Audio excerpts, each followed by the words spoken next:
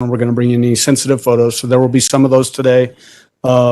Some from the scene where the suitcase and Gainon's remains were found, but then also clothing. We're going to bring in sensitive photos. So there will be some of those today.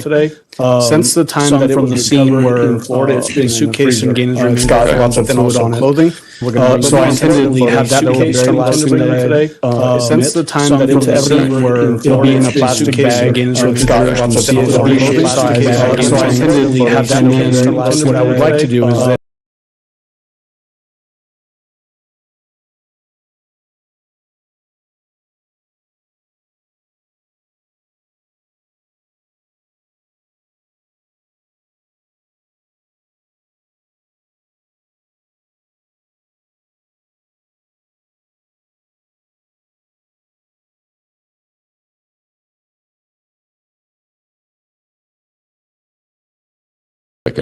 Okay. All right. All right. So what witness is that going to be through? our very first one, Kelly Smith, will be our first witness this morning. Okay. Okay. And then what I would like to do, Judge, just All right. because So of what the witness size is of that that going to be through? exhibit, our very first the one, Kelly Smith, will be our first witness this morning, is Okay. have our investigator come in.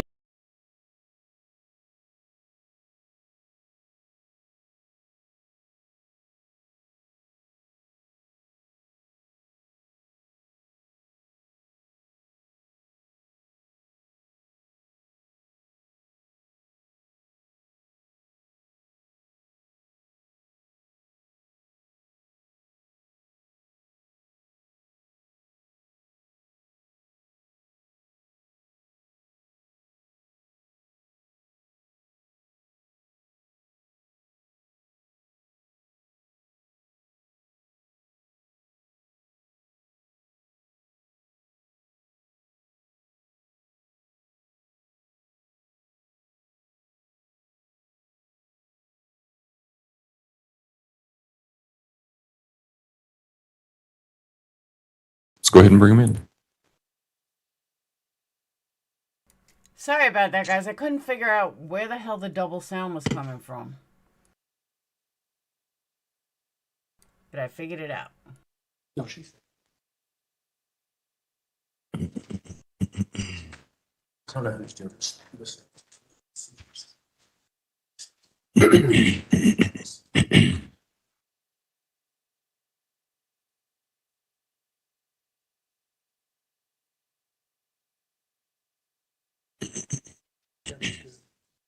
That's what I was just checking. Are you doing okay? Okay.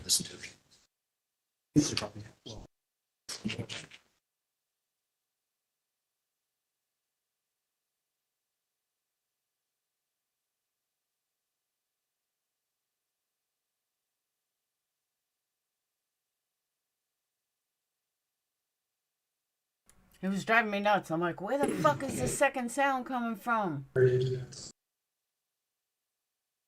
All rise for the jury, please. That's okay.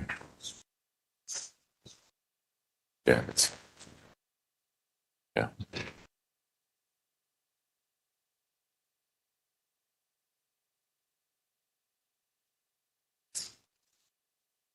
Are these not professional camera guys? I mean, come on.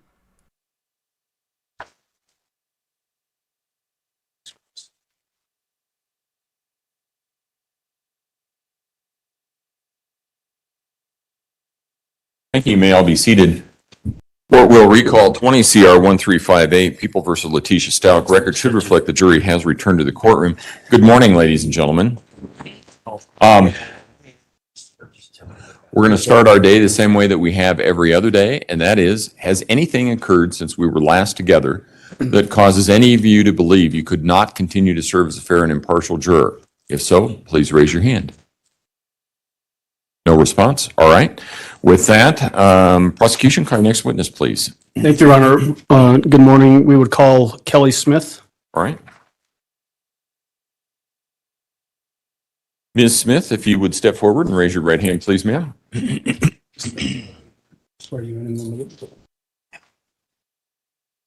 Good morning. You swear or affirm the testimony about to give in this matter will be the truth, the whole truth, and nothing but the truth. Go ahead and have a seat in the witness stand. Please watch your step as you step into the stand.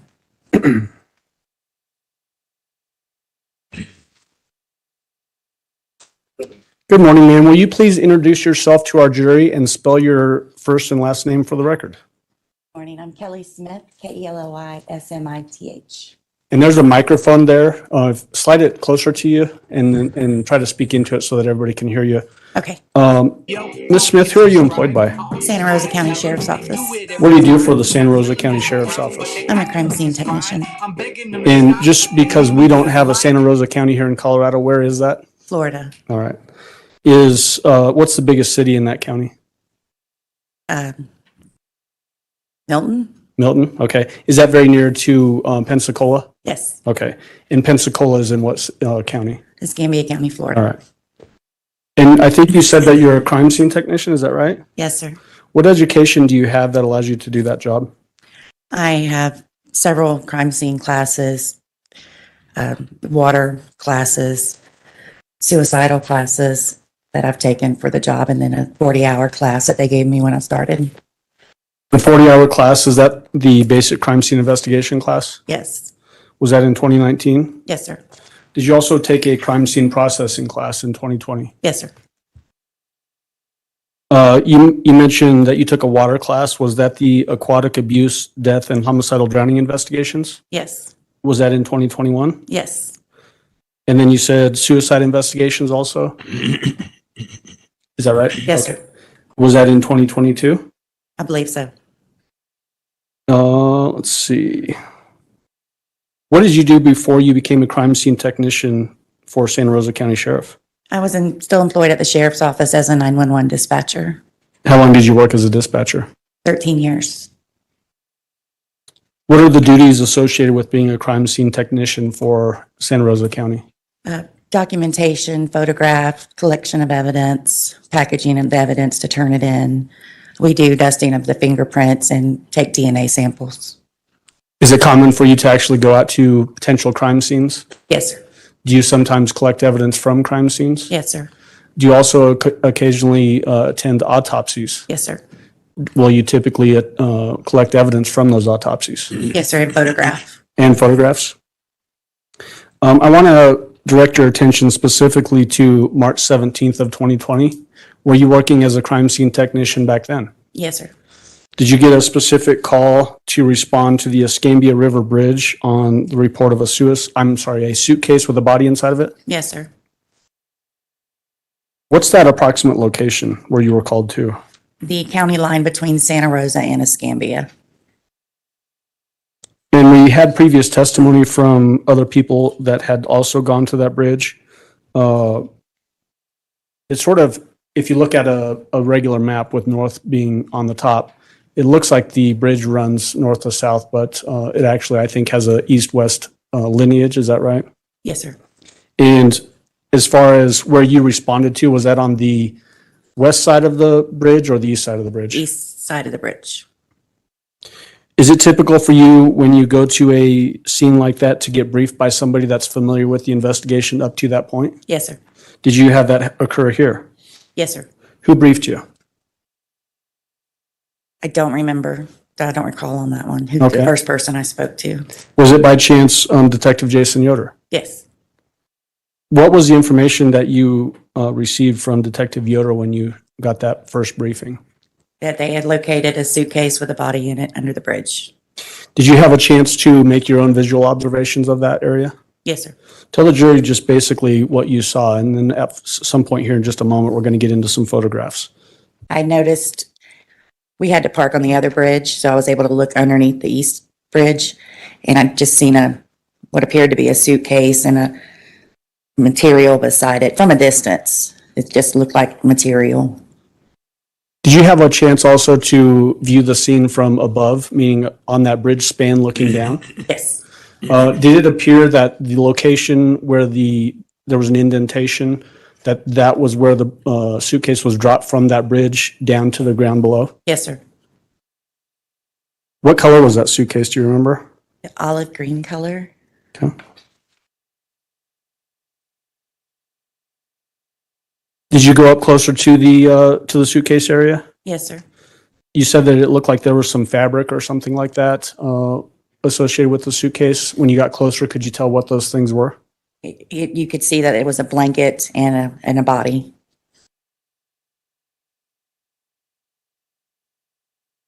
you mentioned earlier that it's very typical for you to take photos of scenes. Did you do that in this case? Yes, sir. At this point, I would like to approach and show the witness exhibit 77 through 85, which are You may. photographs. All right, go ahead.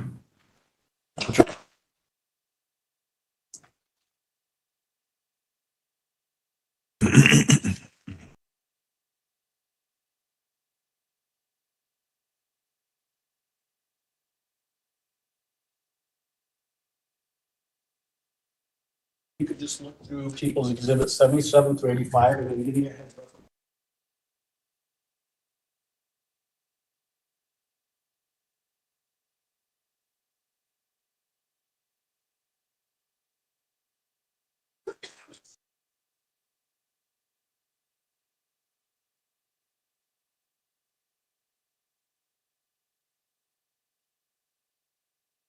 Yes, sir. Do you recognize those? Yes, sir. What are they? These are the pictures around the suitcase that I've taken. Out at the scene at the Escambia River Bridge? Yes, sir. Are they fair and accurate representations as to what you saw that day? Yes, sir. At this time, I'd move for admission of people 77 through 85. Defense? No objection, Your Honor. Exhibit 77 through 85 will be admitted. Go ahead. Permission to publish, Your Honor? Okay. Give me just a minute, though. Okay. All right, go ahead. So, Ms. Smith, this is going to be a little bit tricky for you, but I would like you to turn around in the witness stand there. Yep, you found the pointer. And then if you want to, you can actually stand up in the witness stand. But just please make sure when we're describing these photos that you speak loud enough so that the furthest juror from you can hear you. Okay. So point out for the jury what we're looking at there, please. And this is this is people 77 for the record. These are the pylons to the bridge with the suitcase here, and from a distance, I could just tell it was material to the side of it. Okay. And then people's exhibit 78. Same thing. Suitcase with a different angle. I'm seeing on the different side of it. Is that the way it appeared when you got up to the scene, that it was everything had spilled out of the suitcase? Yes, sir. Okay. People's 79. Just up close of the actual material and the victim here. And, okay, and people's exhibit 80? This is just the suitcase itself. Was it apparent to you when you got on scene that there had been quite a bit of decomposition happening already?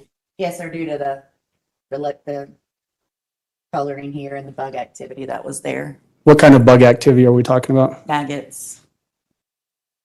Does that indicate that the suitcase had been out in this condition for a period of time? Yes, sir.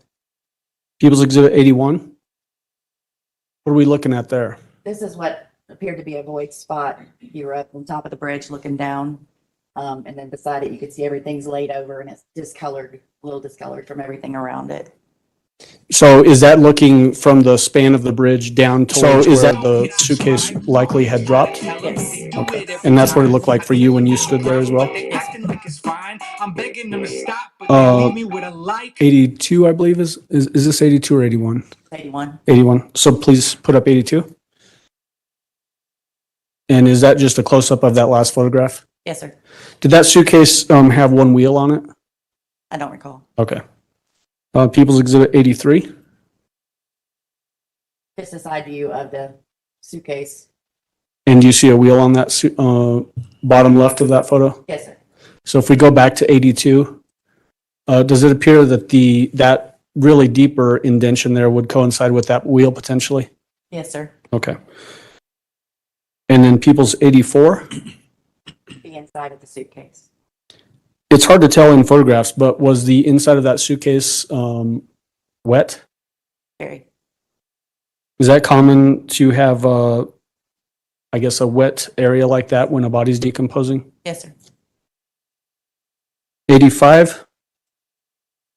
The backside of the suitcase, and it's wet. That's what the discoloration is there. Some liquid coming out. So that darker area below the wheel there is liquid that had leaked out on the ground? Yes, sir. Okay, you can take a seat again. And then that was on March 17th, correct? Yes, sir. Did you also attend the autopsy on March 18th? Yes, sir. So tell the jury, was the body that went to the autopsy the same body that you saw on scene on March 17th? Yes, sir. How could you tell? The clothing was the same, the condition was the same, similar characteristics. What about the blankets that you mentioned? Were those also at autopsy? They were. Did you collect a lot of those items during the autopsy? I did. All right. Do you also take photographs of the autopsy? Yes, sir. Yes, sir. Where was that autopsy performed? At Sacred Heart Hospital in Pensacola. Was there a tentative identification done as to the remains that the autopsy was performed on? Yes. What was tentative identification made as? Gannon, Gannon Stauch. Stauch, okay.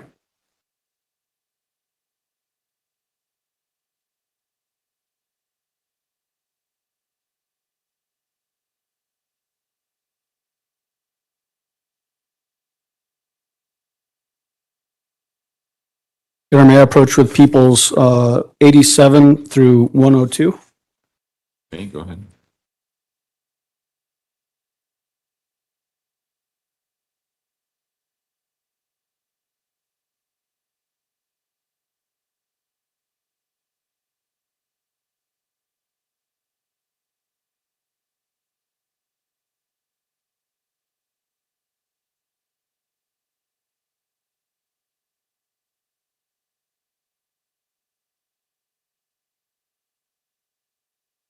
Actually going up with people's exhibit 87 and then 90, 91, 92, 93, 94, 95, 96, 97, 98, 99, 100, 101, 102. So there's a gap for physical evidence that we'll be admitting as well. So it's 87 and then it jumps to 89 through 102? 87 and then 90. Okay, got it. All right, thank you.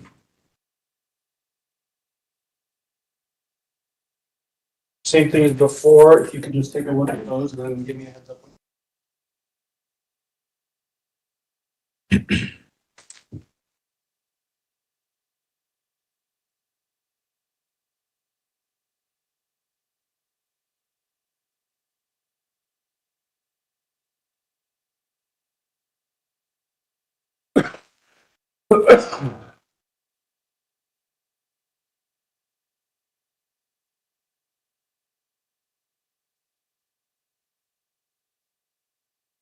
Have you had a chance to look at those? Yes, sir.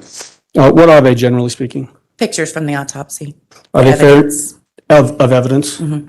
Are they fair and accurate representations as to what you saw during this autopsy and things that you collected? Yes, sir. At this time, I'd move for admission of 87 and then 90 through 102. Defense? No objection, Your Honor. Exhibits 87 and 90 through 102 will be admitted. Go ahead. Permission to publish those, Your Honor. May.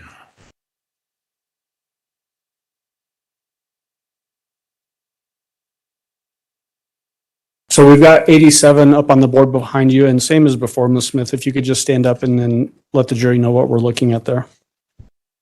This is going to be the bullet that was extracted from the victim's head, and these two plastic pieces were in there. So the bullet that we see there, that's a projectile? Yes, sir.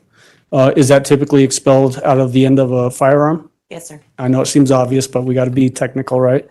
What about those plastic pieces there? What do those appear to be? From my understanding, they were part of the bullet. Okay. And then you said that these were recovered during the autopsy. Do you remember where specifically? Leave the head. The head. And then I want to approach with people's 88 and 89. Go ahead. No, that's fine. So if you could first take a look at people's exhibit 88.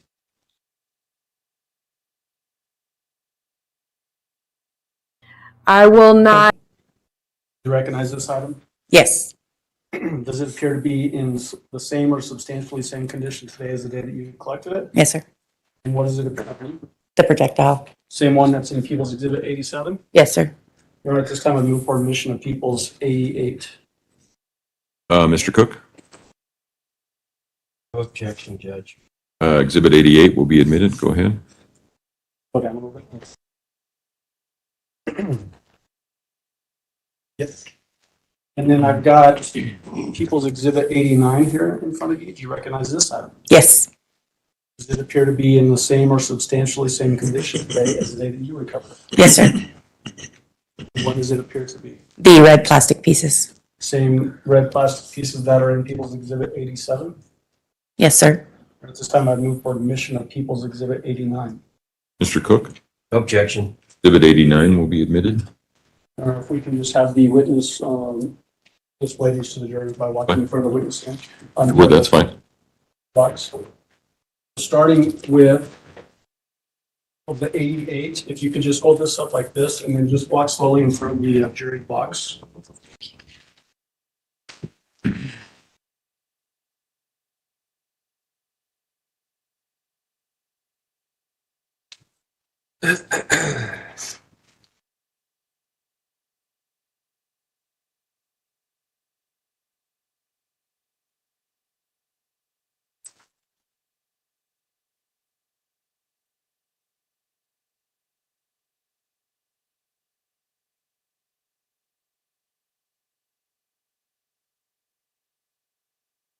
And let's see if you can now do the same thing with People's Exhibit.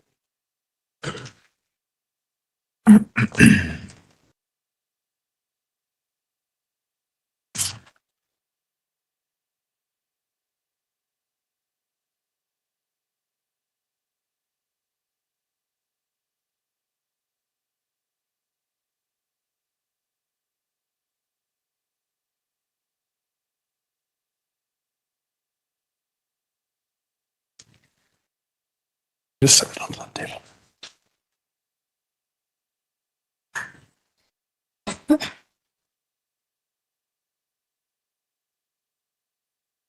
Now, Ms. Smith, we're going to go back up to the photos to People's Exhibit 90. Tell the jury what we're looking at there, please. That is the pillow that was located inside the suitcase. Were there any defects apparent in that pillow? Yes, there's a defect right here. When we use the word defect, what do we mean? Not as you wouldn't buy it with that in it. It's something that's occurred after the fact. And can you tell by just looking at the defect in the pillow what might have caused the defect? Or does more investigation needed? More investigation. In People's Exhibit 91? This is the other side of the pillow. It was one of those that had reversible on each side. This one's wet with the discoloration. And had some remnants on there for the decomp. People's 92? What are we looking at here? That's the projectile.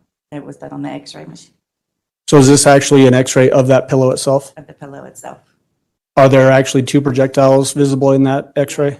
Over here in the white.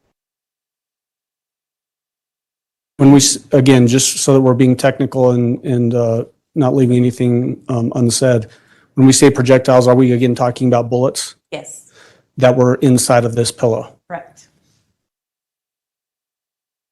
People's 93? That would be a close-up of the damaged part of the pillowcase.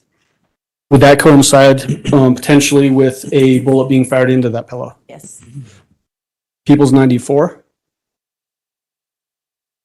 What, the same thing here with the defect right here on the pillow once we've taken the pillowcase off.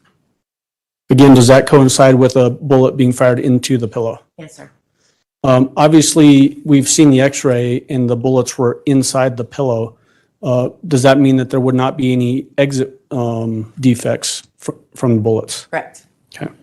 People's 95? At up close of not the material, but the filling of the pillow, the damage that was done to it from the projectile. Does that actually, can you see the projectile there as well? Maybe a little bit right here. Okay. People's 96? Closer image of the damage done from the projectile. And can you also see the projectile? Here. People's 97? That would be one of the projectiles that was in the pillow that we got out. People's 98. Defect in the pillow from the projectile. Is this a separate defect? Yes, this is on the other side of the pillow. People's Exhibit 99. See, but there's a defect. So this defect that we're looking at here now is the pillow with the pillowcase removed. Is that right? Here was the first one.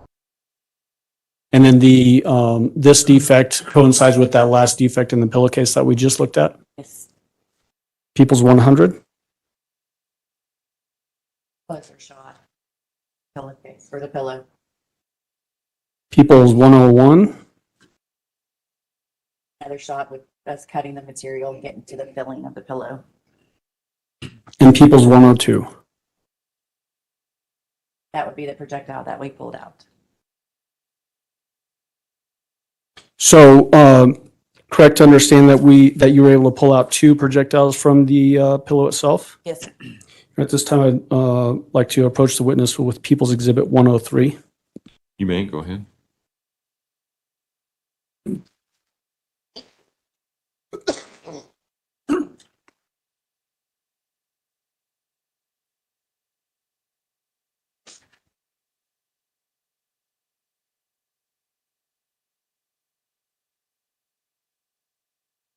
Same thing as before, Ms. Smith. Can you take a look at People's Exhibit 103? You recognize People's Exhibit 103? Yes, sir. What does it appear to be? The 2 projectiles we pulled from the pillow. Are they in the same condition today or roughly the same condition today as when you recovered them? Yes, sir. I move for admission of People's Exhibit 103. Mr. Cook, Objection. Exhibit 103 will be admitted. Go ahead. Permission to have the witness display this to the judge. That's fine.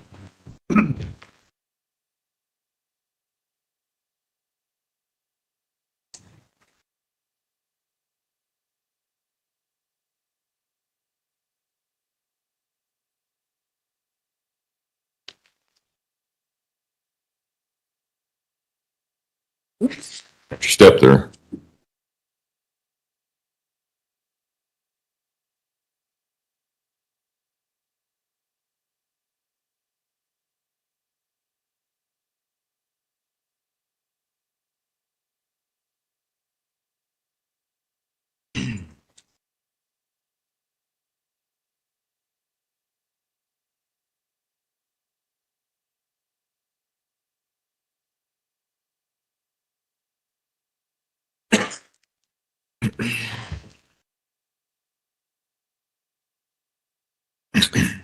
Judge, at this point, I would ask for permission to approach the witness with People's Exhibits 104 through 120.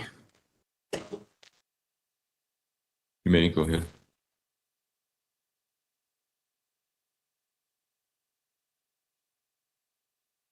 Yeah.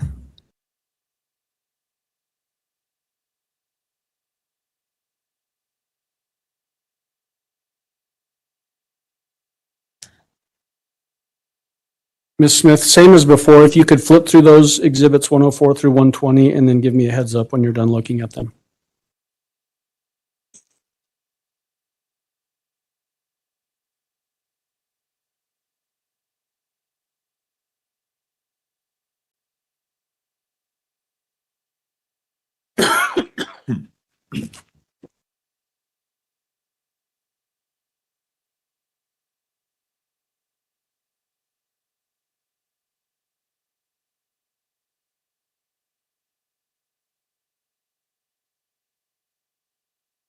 Yes, sir. Do you recognize the photos 104 through 120? Yes, sir.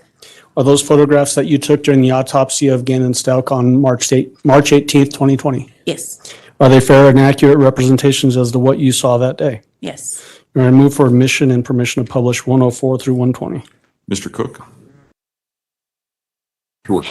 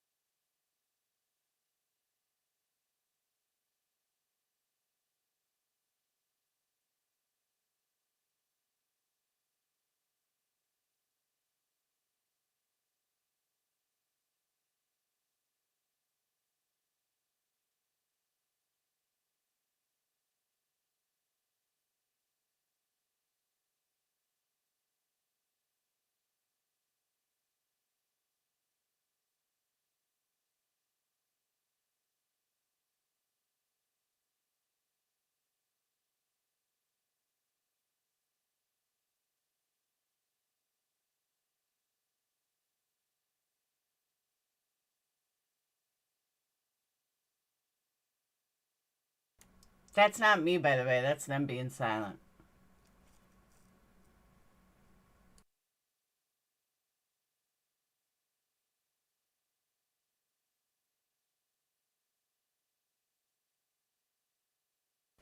Happy Good Friday, everyone.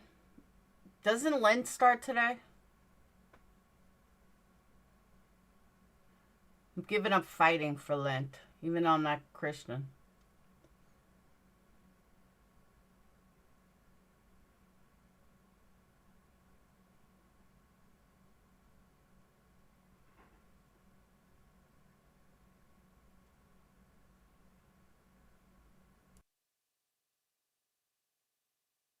I did start playing this insane game, though. I'm going to stream it later on Kick. It's like a movie, but it's like an interaction horror movie. It is so good. I play camp counselors like Jason. But I'm going to restart it from the beginning later. But it's really good. I was playing it this morning for like an hour. On stream.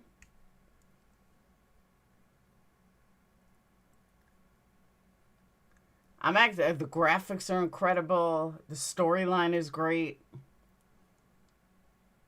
No, you're not, Crystal.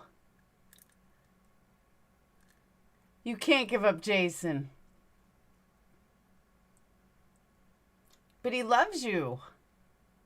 He'll miss you too much.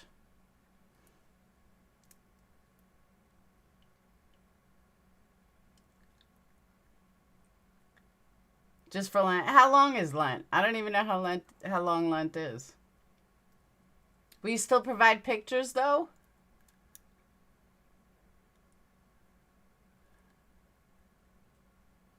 You still take pictures, right?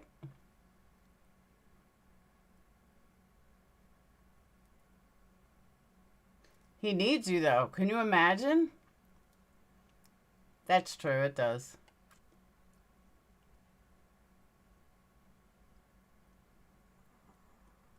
I have no idea, Jesse. Oh, Lent ended April 6th? Someone said it started today. What do I know? That's what I get for being agnostic. Okay, all right. All right, court will exclude Exhibit 104 as cumulative. Court will admit Exhibits 105 through 120. And permission to publish starting with 105 and then through 120. Well, if you just, You may go ahead.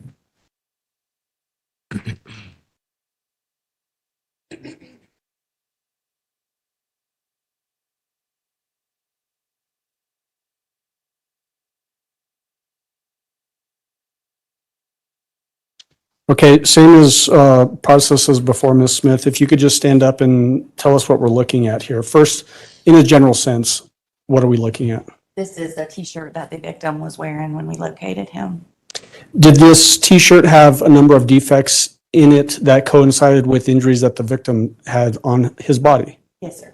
Okay, so when we're looking at People's Exhibit 105, there's obviously some graphics on the T-shirt, correct? Yes, sir. And then there's that angular measuring device there. Is that signifying, as we look through these photos, where specific defects were in the shirt? Yes. So can you point out the defect that we're looking at first in 105? the defect here is going to be right here. There's cotton, white cotton behind it to help them get stand out.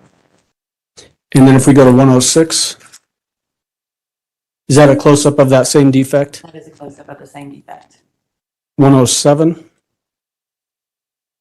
Here, now we're here.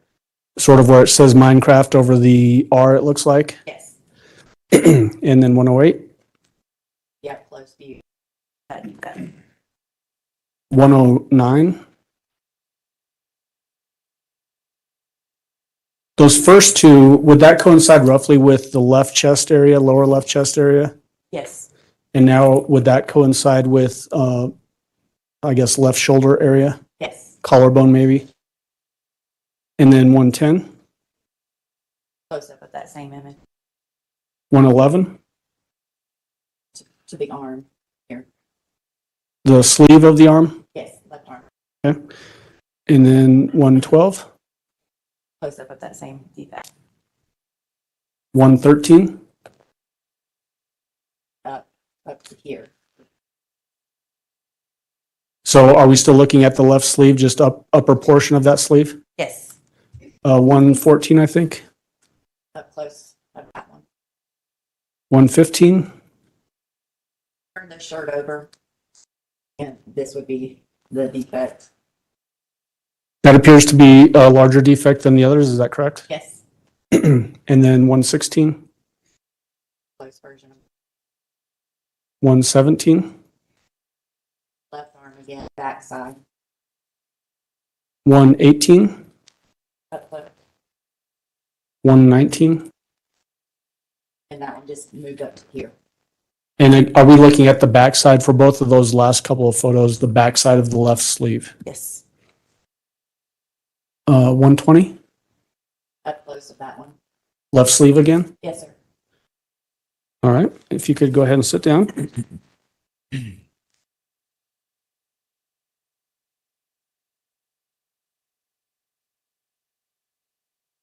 I may approach with People's Exhibit 121 through 141. You may, go ahead.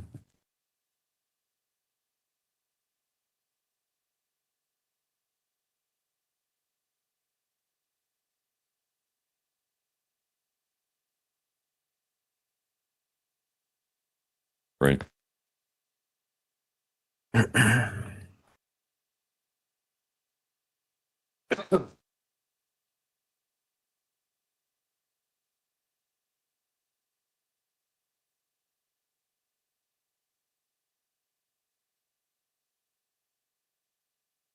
Go ahead and flip through those and then let me know when you're done.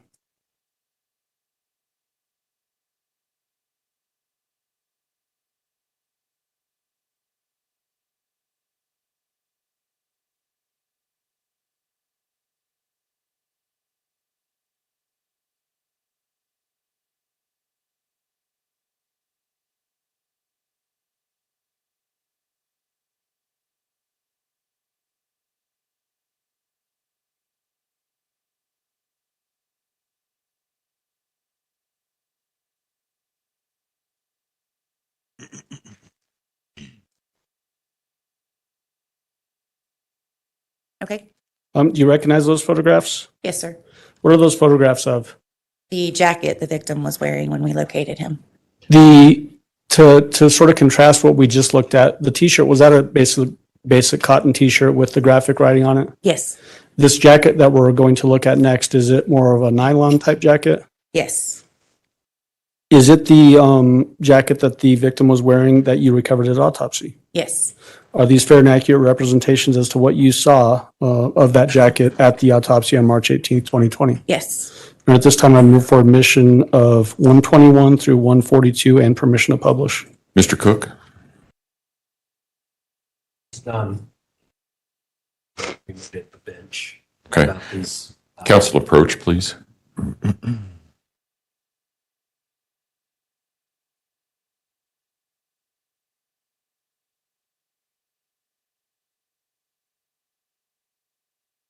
We should be able to hear what they say. I feel like this is taking away our rights.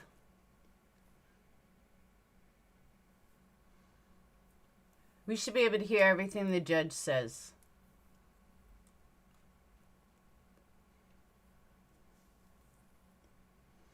I have no idea, Jesse.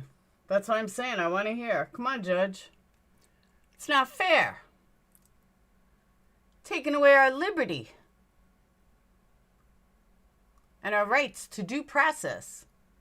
All right. Exhibits 121 through 142 are admitted. Permission to publish, Your Honor. You may, go ahead. So Ms. Smith, same as before, 121 should be up on the screen here in just a moment. So tell the jury what we're looking at in 121. This is the jacket the victim was wearing when we located him. Is this the inside of the jacket, so the lining of the jacket? Yes, sir. So point out where you can see any defects in this jacket. One. Here.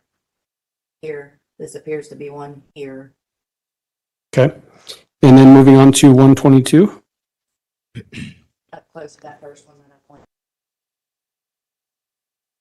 And would this generally be, since we're looking at the lining of the jacket, would this essentially mean that this would coincide with the victim's back area? Yes. Okay. 123, Close of that one.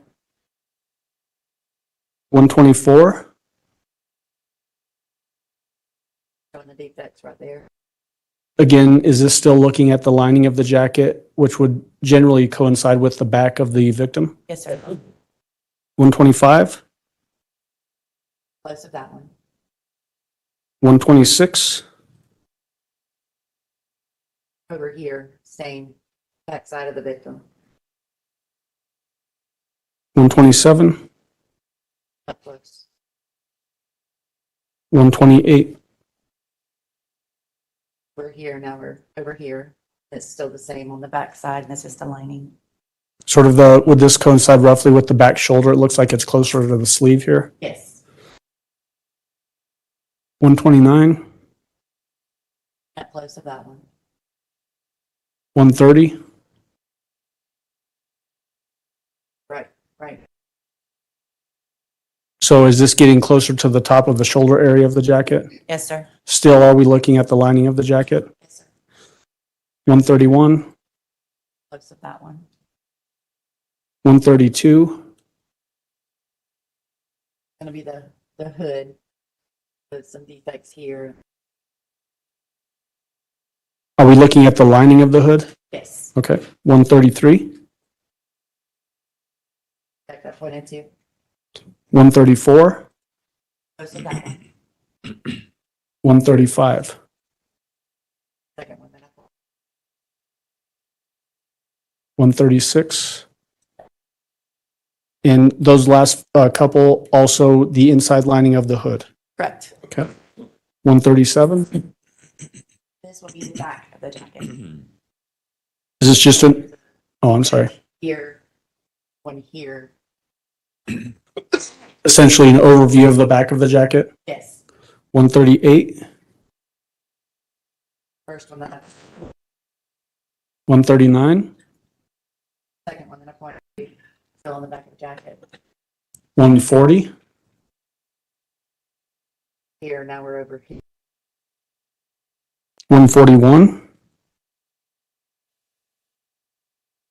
Still here.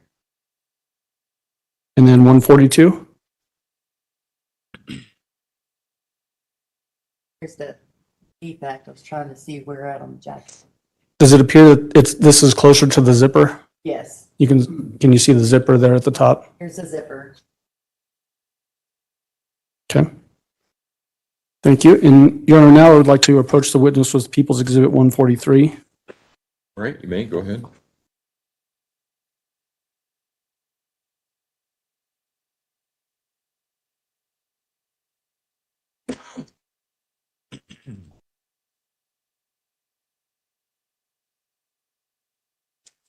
You had a chance to look at People's 143.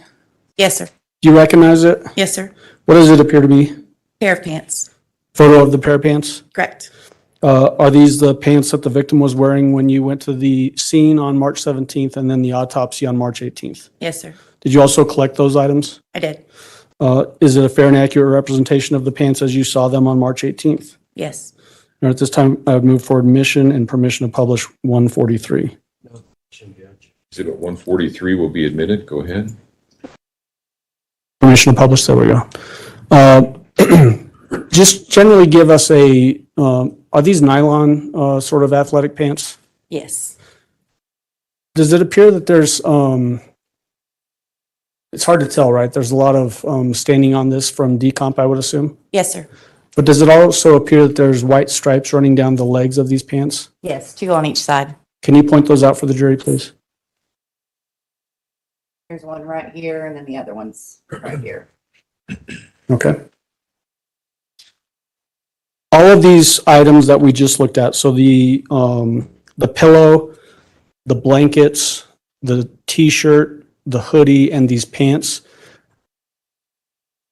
think it may be obvious, but were these heavily soiled with decomposition from Gannon's remains? Yes, Associated with that heavy decomposition, was there quite a smell associated with them? yes, Is that why we're not bringing those items into the jury to let them have to deal with that as well? yes. Okay.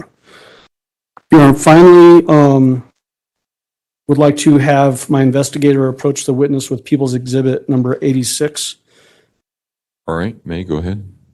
And just so that we're all clear, this is the item that we talked about prior to. Okay. Is there any objection as to the foundational issue of this defense? Okay. Mr. Allen?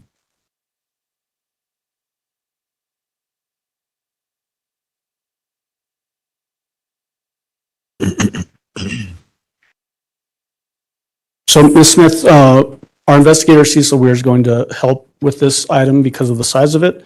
But if you could just take a look at it and let me know if you recognize People's Exhibit 86.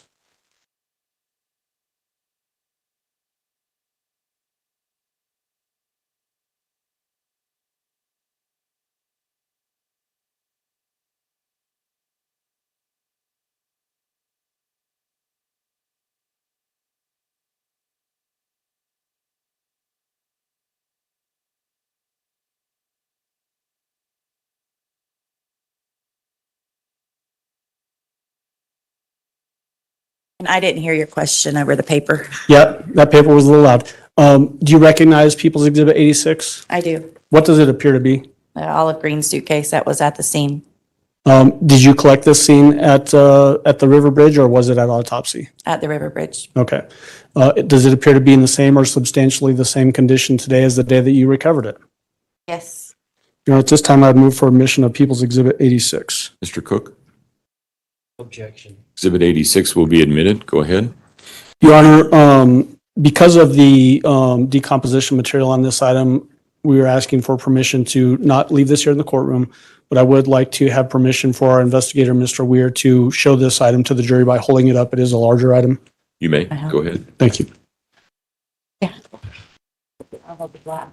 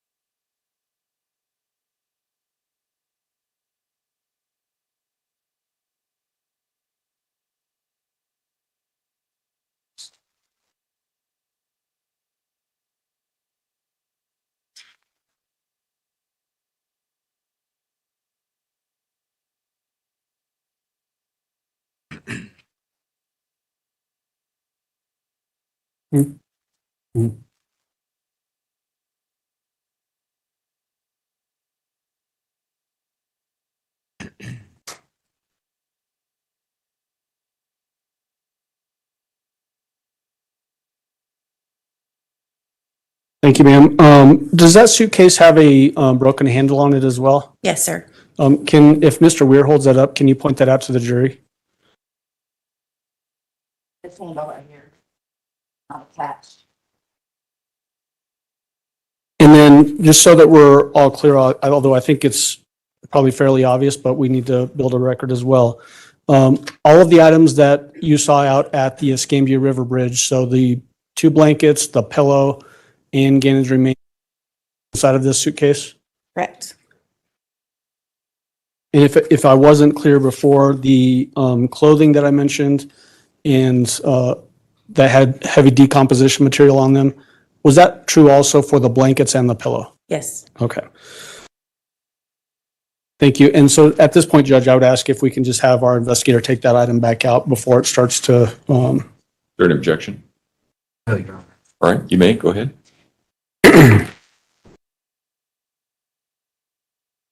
Just take it out. He's trying to collect the baggage or the paper too. Stephanie?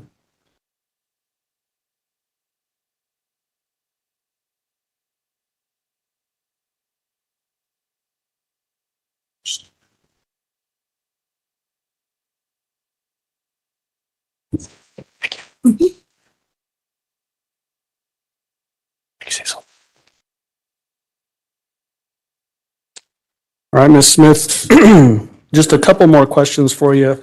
How long have you lived in that, I guess, greater Pensacola area? 45 years. Are you familiar with several bridges in that area? Yes. The Escambia River Bridge obviously is the one that we've been talking about today, correct? Yes, sir. Is there also an I-10 bridge Yes. and then a 98 Pensacola Bay Bridge, essentially? Yes. Of those bridges in the area, is the Escambia River Bridge less traveled or more traveled than the other bridges? Less. Less traveled. And then are you also familiar with I-95? Yes. Where's I-95? It goes along the east coast of Florida. Okay. All right, that would be my questions for this witness. Cross-examination, Mr. Cook?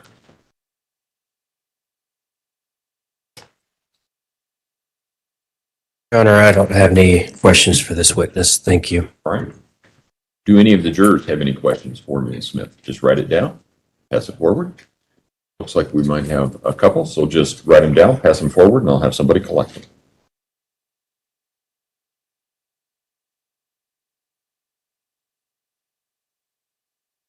You want me to retrieve them, Your Honor, or? Yes, yeah, just put them on the bar in front of you there, pass them forward, put them on the bar in front of you, and then Mr. Allen, if you would retrieve those, please, and counsel approach.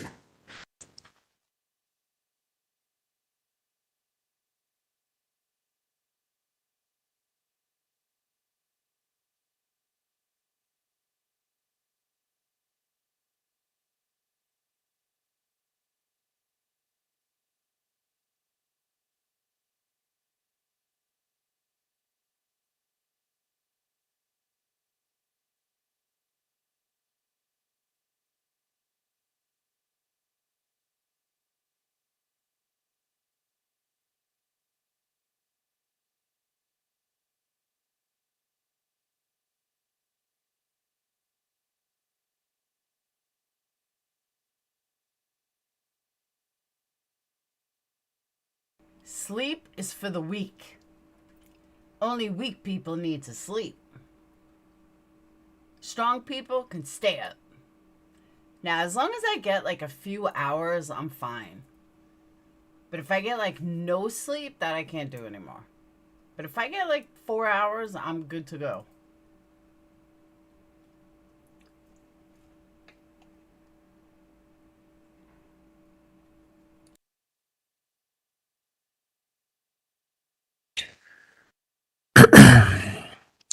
Ms. Smith, was the suitcase cleaned? It appears cleaner.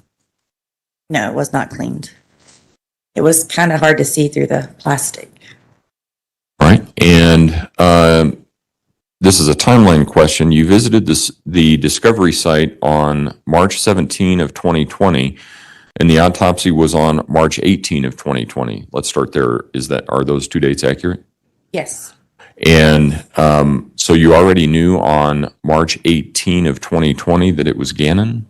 They didn't know for sure. They went by some pictures, and then I'm not sure what their procedures are for identification. All right. I will allow reasonable follow-up as to those questions only. Mr. Allen? Just on that last question, when we were talking about identification of the remains, was that just a tentative identification, Yes. not a finalized identification? Do you know that a finalized identification came sometime later? Yes. Okay, thank you. Mr. Cook? All right. Thank you, Ms. Smith. You may step down. Prosecution, call your next witness, please.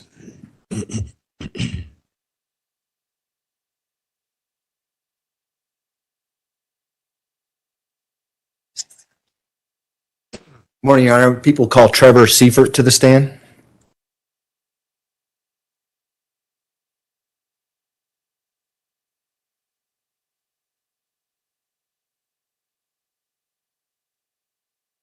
Mr. Seifert, if you would step forward and raise your right hand, please, sir. Do you swear or affirm the testimony about to give in this matter will be the truth, the whole truth, and nothing but the truth? Go ahead and have a seat in the witness stand. Please watch your step as you step into the stand.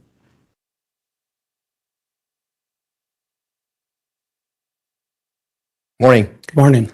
Could you please introduce yourself to the jury and spell your first and last name? My name is Trevor Seifert, spelled Trevorseifert. I just mispronounced your name, so I apologize. That's okay. What is your occupation? I'm a senior crime laboratory analyst with the Florida Department of Law Enforcement. And how long have you been with the Florida Department of Law Enforcement? Just over 17 years. And what are your specific roles within that title? Up until September of last year, I was in the biology section of the Pensacola Regional Operations Center. And in the biology section, we do DNA analysis. And what kind of experience and training do you have in the field of DNA analysis? Education-wise, I have a Bachelor's of Science in Biology from Southern Oregon University and a PhD in Microbiology and Immunology from the University of Florida. At the Florida Department of Law Enforcement, I also went through a one-year training program in forensic biology. And does the field of DNA analysis include the field of forensic DNA analysis? Yes. And have you been practicing in that field within the role that you just described? And approximately how many investigations have you been involved in where you've done some DNA testing in the field of forensic DNA analysis? Hundreds of cases, and we actually count the number of samples that we analyze, and it's well over 8,000. And do you have some continuing education that you participate in to stay up to date in that field? Yes, we have required annual continuing education, and we keep up to date with current literature. And have you been qualified as an expert in a court of law to testify in the field of forensic DNA analysis? Yes, in the Florida 1st and 14th Circuit, Approximately how many times? approximately 55. First time in Colorado, I take it? Testifying, yes. Okay. At this time, we'd ask the court to allow Mr. Seifert to testify in the field of forensic DNA analysis as an expert. No objection. All right, just a minute.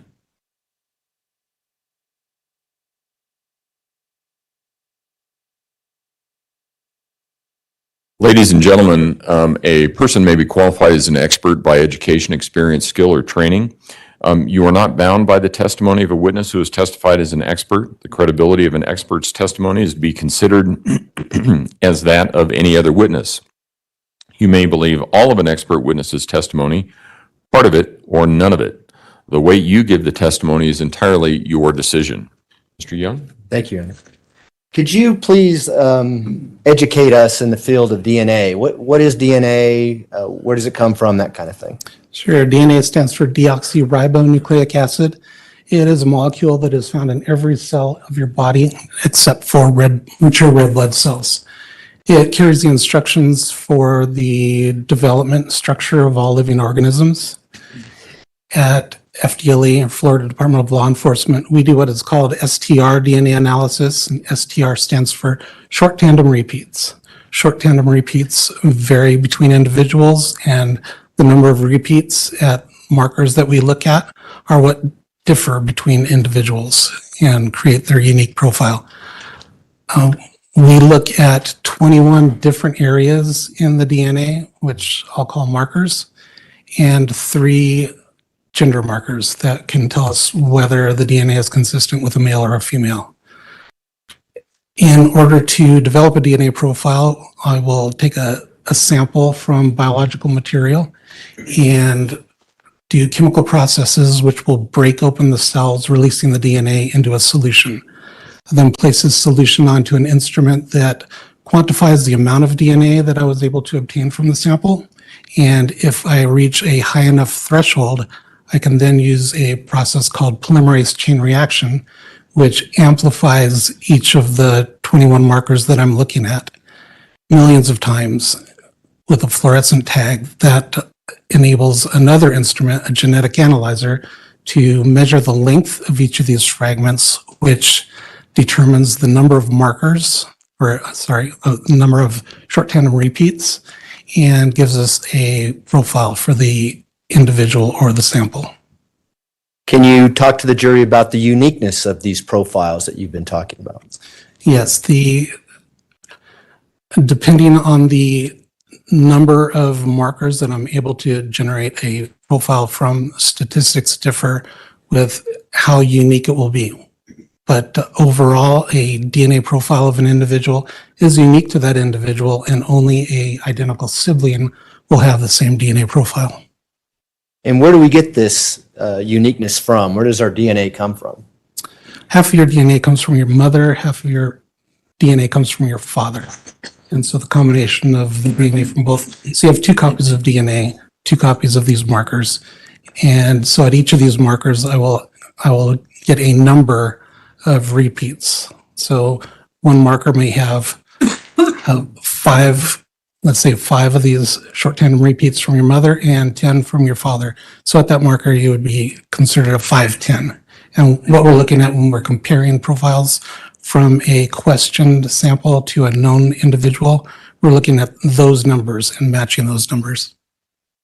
So if we have, for instance, a body found where we don't know who that person is, would we be able to create a profile if the DNA was in good shape and then determine who the parents of that individual were, or vice versa? Yes, we can.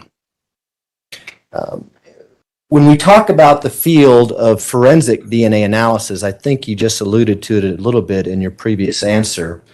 Are we talking about having a known DNA profile and then unknown DNA profiles to figure out if there's a match or if there's some consistency between the two? Yes, so in most cases, we're dealing with evidence from a crime scene, looking for a suspect. So we're looking for the DNA profile from the evidence and then comparing it with DNA profile from an individual said to be involved in the case. In other cases, we're looking at unidentified human remains and comparing that to DNA profiles from individuals that are in a missing persons database. And so is there databases in the United States, for instance, where there's DNA profiles for unsolved crimes, things like that, where if you develop a profile, you can compare that to a database to see if there's a match? Yes, there are. And do agencies across the country submit DNA profiles to those databases? Yes. Now,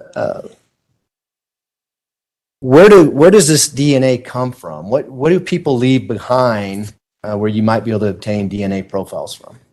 Well, the majority of it is bodily fluids, blood, semen, saliva, tissue, and we can also obtain DNA from items that people have worn or handled, so epithelial cells or skin cells that are left behind, or hairs.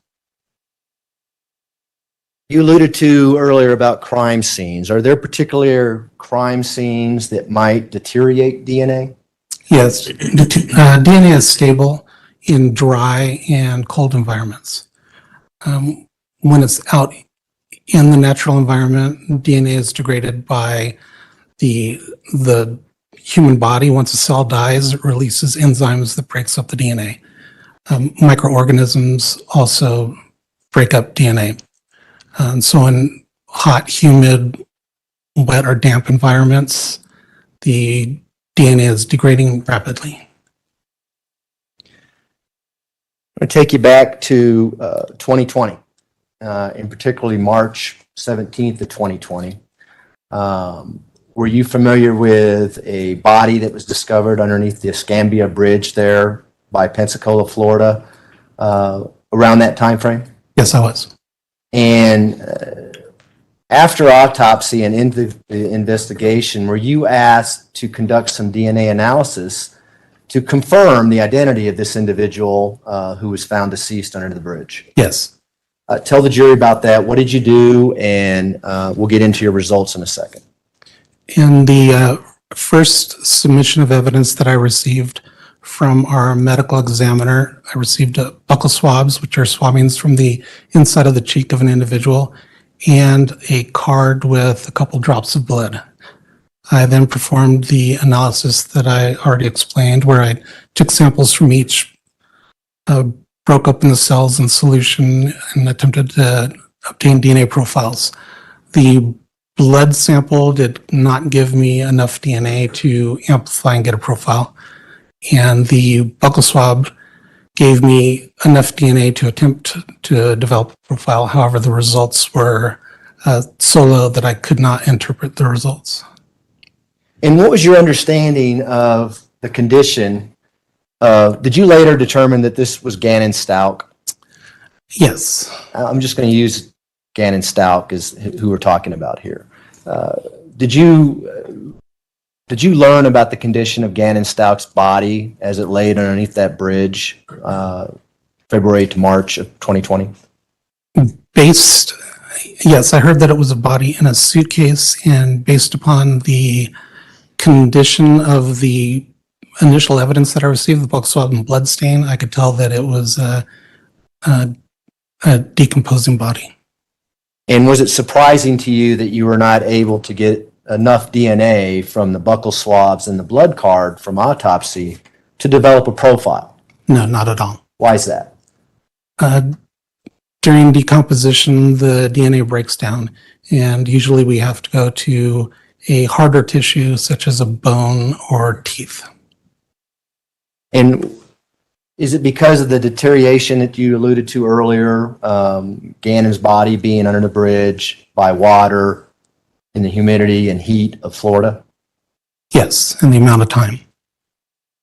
And I think you just said you had to go to some bone. Tell us about what you did with the bone and why did you go to the bone? Yes, next I received a rib bone, and I took numerous samples from the rib bone at separate times. So initially I swabbed some of the tissue on the rib bone, took a cutting of the rib bone, and went through the process of trying to get DNA from those. The swabbing of the tissue resulted in not enough DNA to go any further. The cutting from the tissue, I again got a very low amount of DNA, but was not able to interpret a profile. So I went back to the bone again, broke it open and removed marrow, and went through the DNA analysis again, and again was only able to obtain information, but not enough to interpret. Went back to the bone again and actually took pieces of the bone and did a longer process. It takes several days to get a DNA profile from. And with that, I was able to get a partial profile. So a complete profile is information at all 21 of the markers we're looking at. And with this partial profile, I was able to get information at 9 markers. So the difference between the markers is the length. So the longer a marker is, the more likely it's going to be chopped up and not give us any information. And so when you were able to get these 9 markers you alluded to, this was from a rib bone, correct? Correct. Did you also have at least information that there was a tentative identification that this was Gannon-Stauch? Yes, I did. And did you also have indication that there was a DNA profile developed for Gannon-Stauch here in Colorado Springs at the Metro Crime Lab? Yes. Did you contact the Metro Crime Lab with the 9 markers or the profile that you developed from the rib bone to see whether or not there was a match with the known profile from Gannon-Stauch that we had here in Colorado Springs? Yes, I did. And what was the results of that? I received confirmation back from them that they had a match with the profile that I generated from the rib bone and a case here. And what does that mean? That means that the markers that I obtained a profile from matched a standard or a DNA profile that they had developed here in this case. Was that confirmation, at least for you, that that was the body of Gannon-Stauch? Yes, if it were a case that I was working through to the end, I would have continued working to obtain a complete profile from the remains, and then I would also need to obtain whatever piece of evidence they used to get the complete profile from here in Colorado, and compare those myself and then perform statistics, which would give you a likelihood ratio on how good of a match it was. And do you know whether or not anyone from Colorado Springs did exactly what you just described? I assume that they did, but I do not know. Essentially, when you made this determination that the 9 profiles from the rib bone matched the known profile for Gannon Stauch, did the El Paso County Sheriff's Office and the Metro Crime Lab here in Colorado Springs kind of take it from there and take over the investigation? Yes.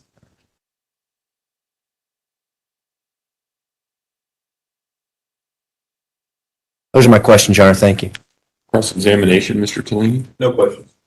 Do any of the jurors have any questions for Mr. Seifert, sorry. No? All right. Thank you. You may step down. Counsel approach, please. It travels.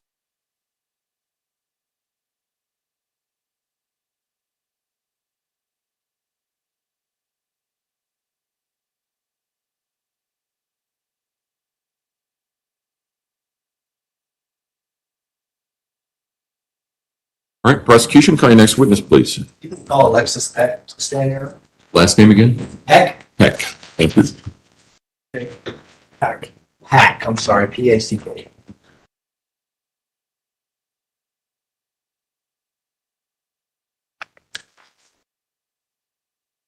Ms. Pack, if you would step forward and raise your right hand, please, ma'am. Up here. You swear affirm the testimony about to give in this matter will be the truth, the whole truth, and nothing but the truth. Go ahead and have a seat in the witness stand. Please watch your step as you step into the stand.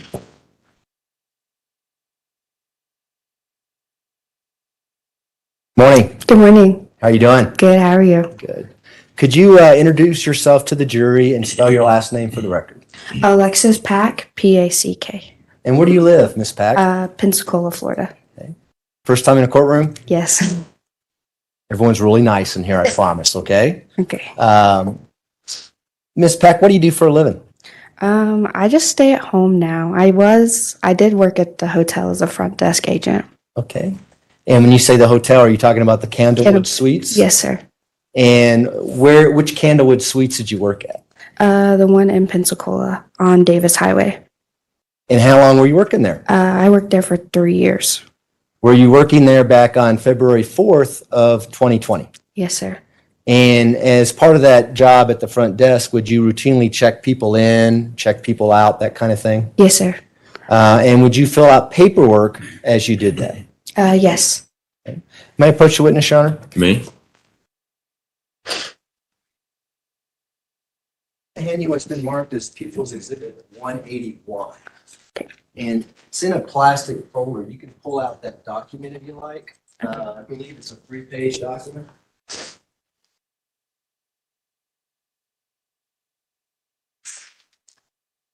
Do you recognize that? Yes. And what is that?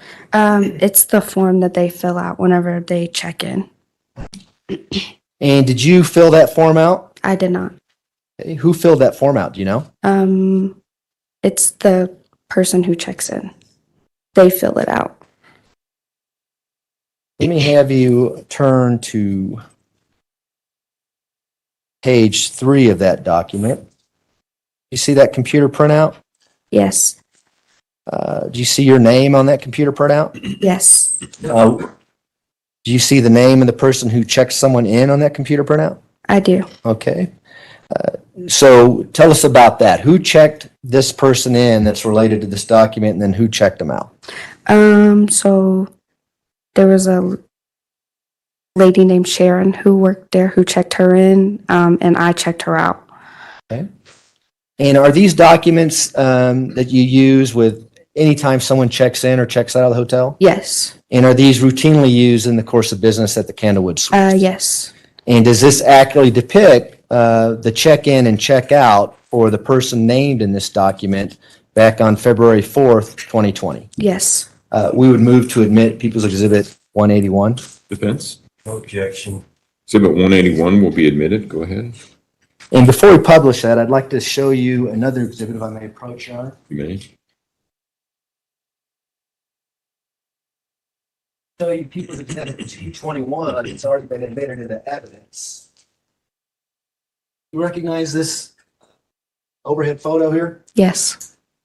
And I don't want to be Captain Obvious here, but there's a label that says Candlewood Suites there. Mm-hmm. Do you recognize that? Yes. Is that where the hotel is located at? Yes. And is that where you were working on February 4th, 2020 when this person checked in? So I don't think I was working when she checked in, but when she checked out. Did she check out on February 4th, 2020? So I'm not sure if she checked out with me or if the housekeeping staff told me she was gone, and that's why I checked her out. We'll get to that in a second. Okay. Just for the record, I'll publish to the jury again. Exhibit 220.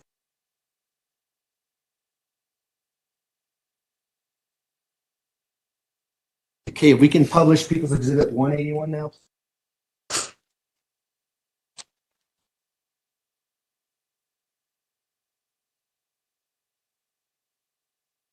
It's kind of tough to see on the TV screens. Can we zoom in on that a little bit, please? So let's start with the top part of that exhibit, and you can look at the one, the actual exhibit in front of you if you like. Okay. What is the name of the person who checked in back on February 4th, 2020?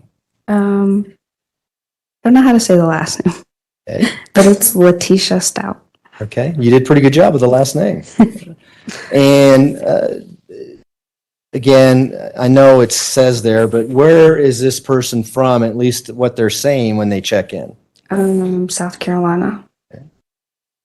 And they, does this information also show the method of how they paid for the room and things like that? Yes.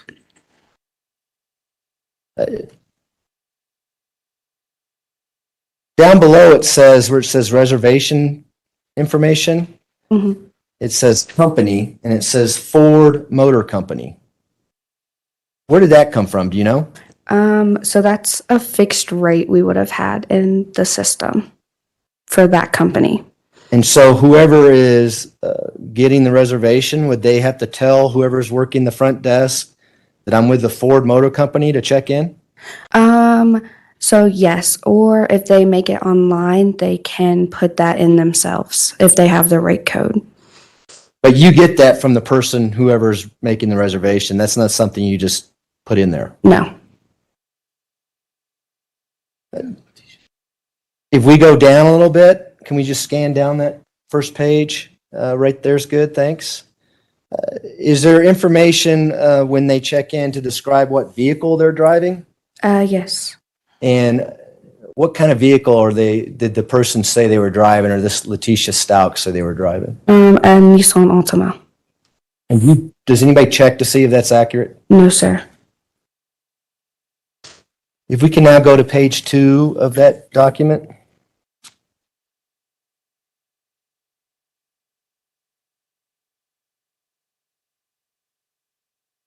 Again, we have page 2 of this exhibit. Again, Ford Motor Company, is that again the same information Yes. that you get from the person who's checking in? Yes.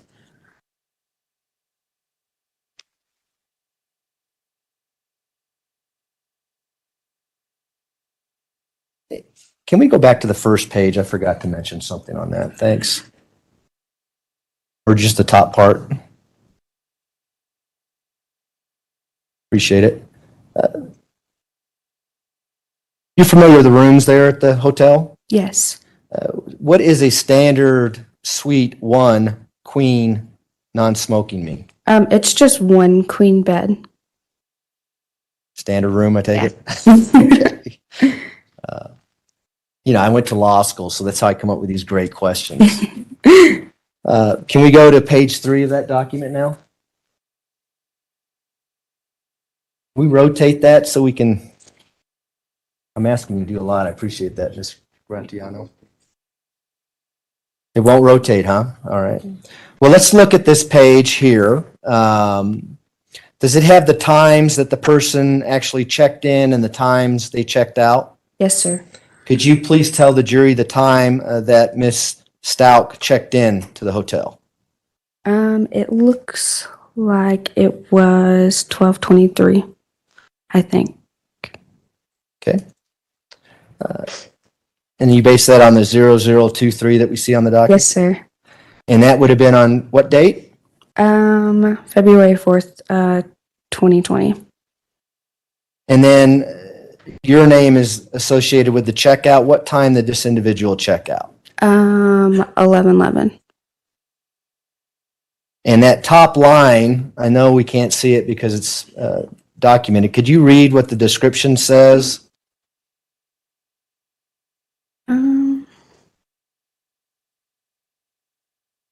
Where it says checkout. It says Stauch, Letecia. Okay, it says Stout Letecia checking out on 2/4/20, having arrived 2/3/20. Now, does that indicate when the reservation was actually made? Yes, So the actual checkout time would have been what is documented on this page. correct.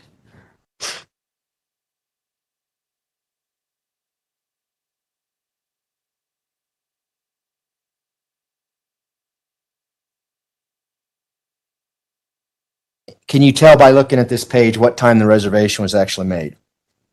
11:43. So roughly a half an hour before she actually physically checked in? Yes.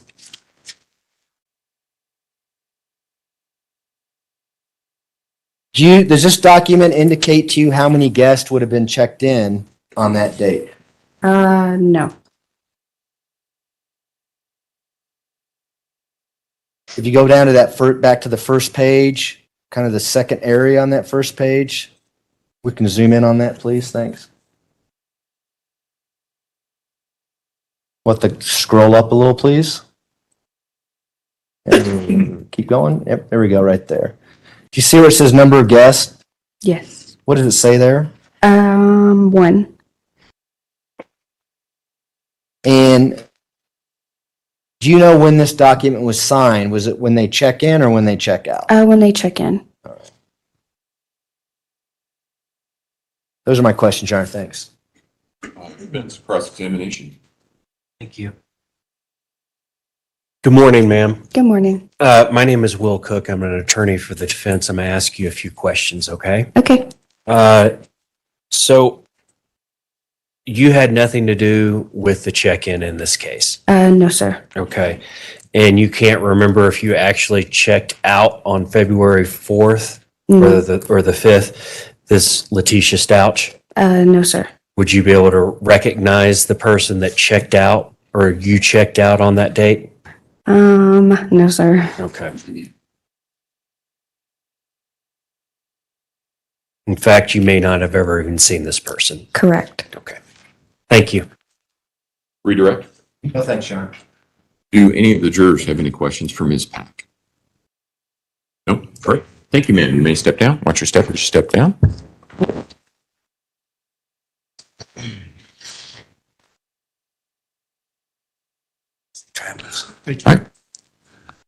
All right, ladies and gentlemen, we're going to take our morning recess until about 10:45. If I can have all of the jurors back in the jury room at 10:45, we should be able to start on time at that point. Again, don't discuss a case among yourselves. Don't discuss a case with anyone else. And with that, we'll see you back at 10:45. All rise for the jury, please.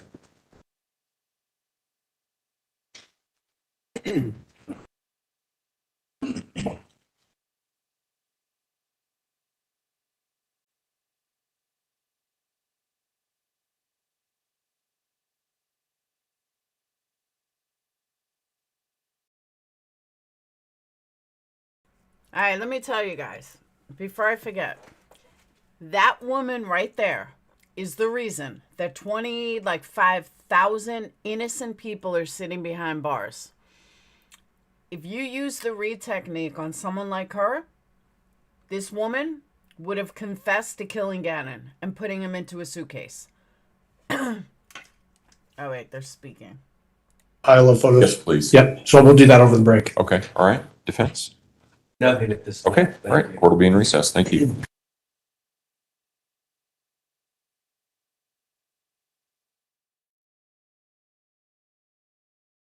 Chris, I never do big for trials, ever. I always get low numbers on trials. How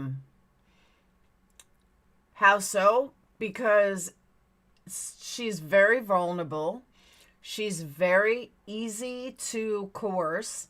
And if you put enough pressure on someone that's nervous and upset and, scared, keep them in an interrogation room for 20, 25 hours and go at them hardcore, and you'll confess to something that you never even did. I know there are 1,000 people. I saw Gray only had a few too. I don't know if he's rise since, but yeah, everybody's streaming it. And it's so boring.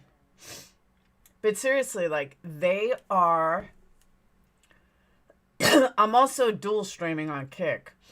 But someone that's impressionable like that, someone that is easy to coerce, you get someone that's nervous, I probably could have convinced her with enough pressure, enough interrogation, and knowing how to do the read technique correctly, I could have convinced her easily she killed Gannon.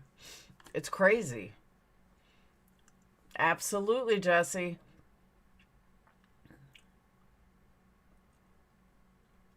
False confessions are a real thing.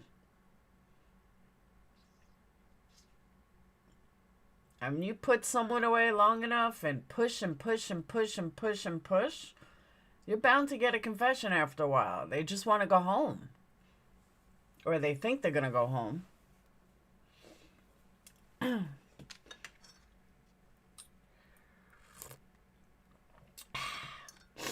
I have an interview with Marty Tankliff on this channel from from 2 years ago.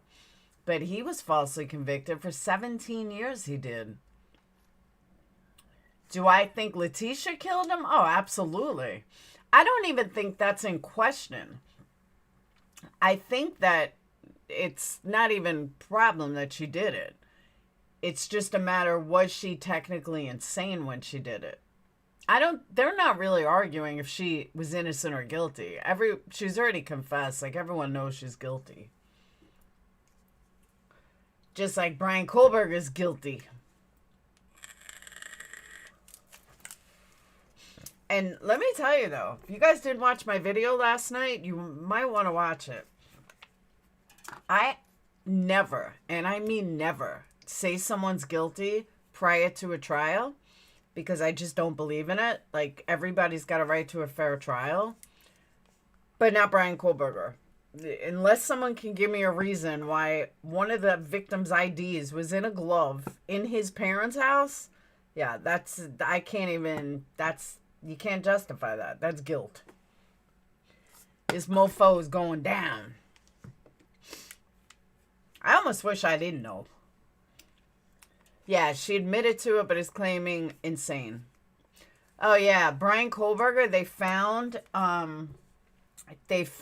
one of the victim's IDs in a glove, in a box, kept away at his parents' house. There's no possible way that could have gotten there unless Brian or his dad put it there. Sorry, I get the hiccups. No other way. That is absolutely the only way that, News Nation reported it. Dan Abrams, actually. Not even, I can't believe I got the hiccups. Not even Banfield. It was, no, but they did. Stone, it was number 36 of the papers. In the affidavit, it said the victim's paperwork. And then they said victim's ID. What's the reason? Good question. Don't know. Are you serious? There's 300 witnesses in this trial? Yeah, I'll keep it streaming. I don't have a problem streaming, but I can't sit in front of the computer for the next 2 months. It said IDs were found, but we don't know whose ID it was. Yeah, but we don't know which victim. It said victim's ID, correct, but we don't know whose.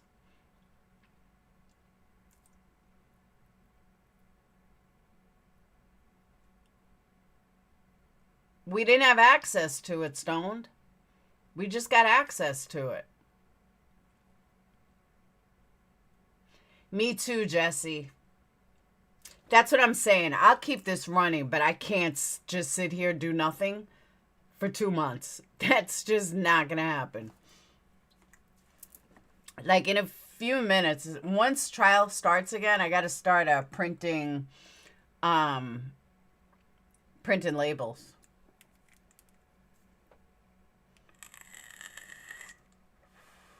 But I could just be like Queen Bee and just leave. I mean, shit. Works for her.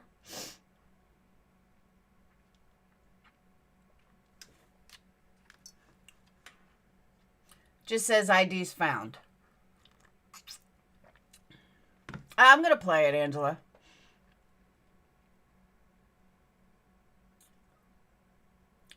I don't know, Kumi. Ori was trying to keep a souvenir for himself. I created a great video on Marissa and what happened. It was good. It was good? Where is it? Is it on your channel? Oh, a creator. Who? Which creator?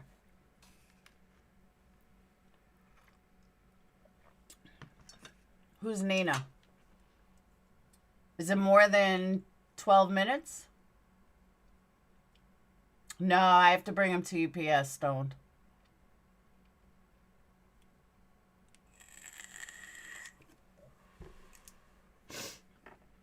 All right. Do you have a link?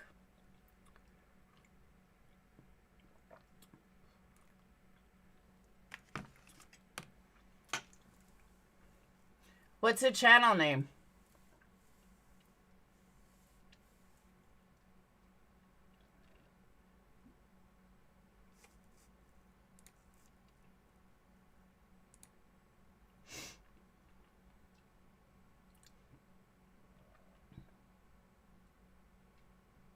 Yeah, I know UPS. We're on a first name basis.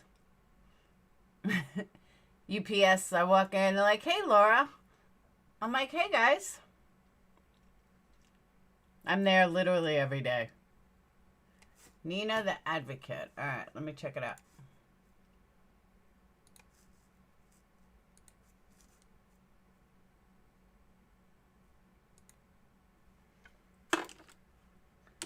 Nina the Advocate.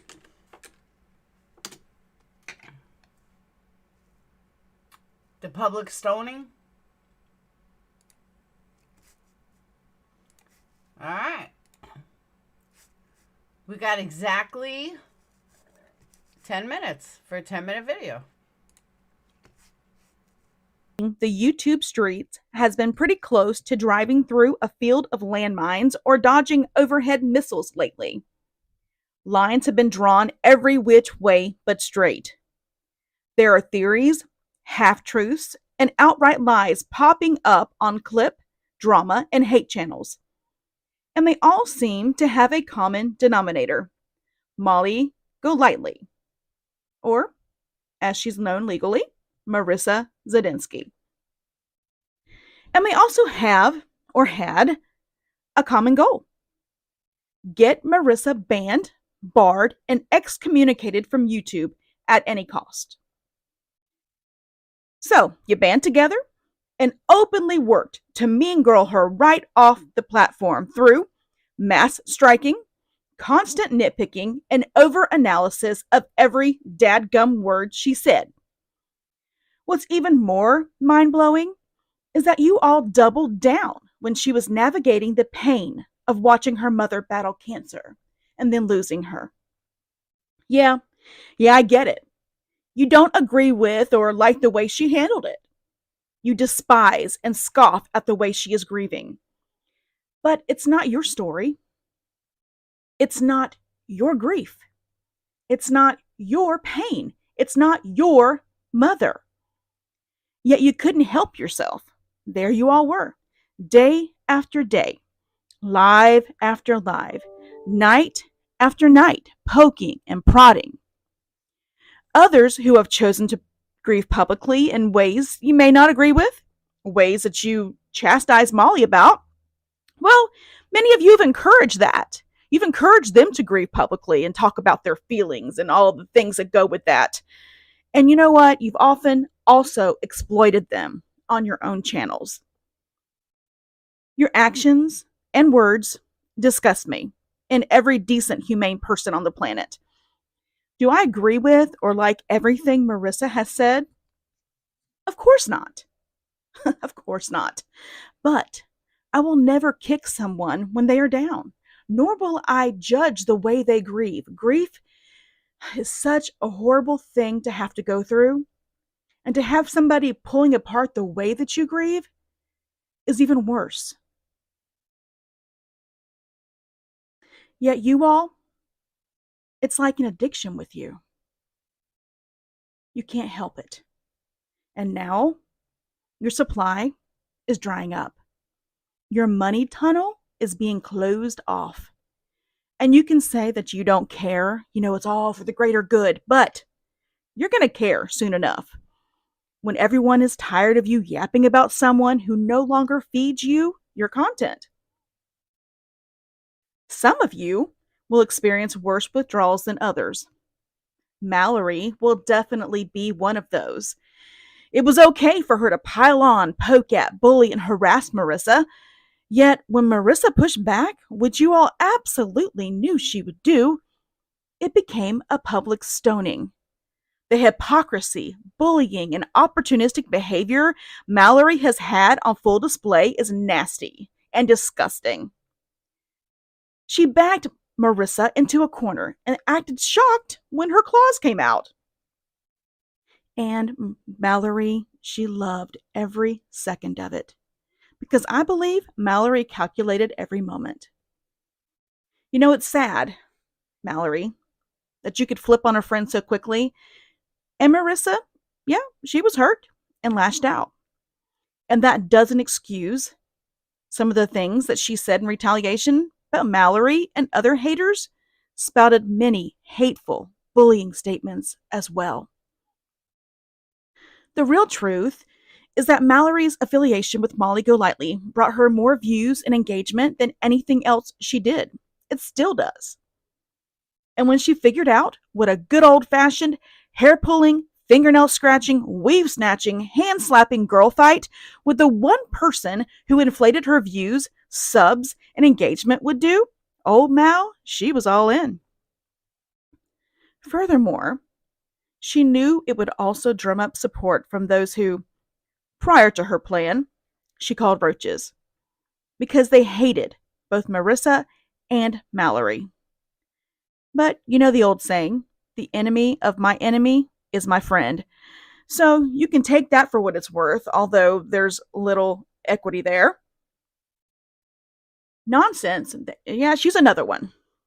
A couple of nights ago, she literally went line by line, screen by screen, dissecting, criticizing, and using hateful, mean-spirited comments regarding Marissa's life while she was traveling to her mother's funeral.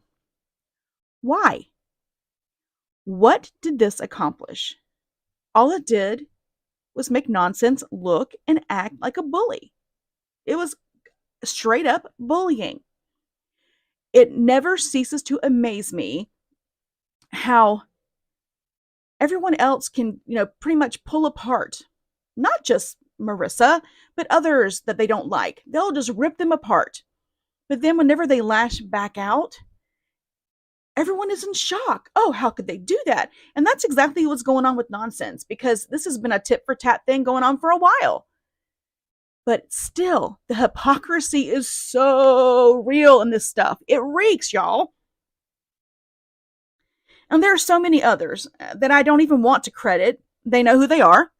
And I'm sure they are so proud of themselves because that's who they are. Guilty of some of the things they accuse Marissa of. They strut around with a holier-than-thou attitude. The hypocrisy, like I said, it reeks, as does the sheer entitlement on display. It's almost laughable. I've heard so many of these sanctimonious creators post how this is vindication and what a terrible person Marissa is for this and that. But most of you, if not all, on some level, have done exactly what you've accused Molly of, some even worse. Want to talk about emperors or empresses without clothes, Mallory? There is a parade of them right now, and I don't see Marissa in the lineup. In fact, she and the others you all target couldn't be more opposite. Instead, they lay it all out there, and it makes them an easy target. Off the top of my head, I can think of creators who have made vile comments and what would be considered hate speech. Just to name a couple, and it pains me to do this, but I will, just so we can kind of know where I'm coming from. Benny Keys, White Boy Radio, and several other panel happy gals who spend every waking hour on YouTube ripping apart Molly Golightly and others they decide to bully. This is what supports the fact that mass striking and social media spamming definitely contributed to Marissa's channels being targeted. Because if it was merely YouTube investigation, none of that would have been needed. And other bad apples like Benny and White Boy would be immediately banned as well. Nonetheless, here's the really bad news, folks. Someone has to be the new Molly Golightly. Without a scapegoat to sacrifice, what in the world will you talk about on your hours and hours long lives? Your obsession is no longer viable. Yes, obsession. Let me define it for you. I like to do this. Obsession. An idea or thought, or person in this case, that continually preoccupies or intrudes on a person's mind. You all can't help but include her in every live or video you make. Let me say it again. You all are obsessed with Molly Golightly. Yes, you are obsessed with Molly Golightly. One more time for the haters in the back. You all are obsessed with Molly Golightly. So here's the deal. In closing, someone will be next. And you all have been trying to chip at a couple of others, but it's not going to be easy. You showed all your cards. And 2 or 50,000 plus can play at that game. Not one of the hate and clip channels are innocent. None of them. I've noticed lately how many of you are editing and pulling down videos that put you or could put you in the danger zone. I've even seen some lives edited after the fact. Some of you are having what is close to come to Jesus moments of how you want to do better. My, oh my, oh my. Funny how cleanup happens after you realize your own stinking. Understand, folks, accountability is a two-way street. Maybe you're next. Maybe YouTube will start investigating all of you too. Perhaps you all should have been more careful what you wished for. This is Nina. Till next time. See ya.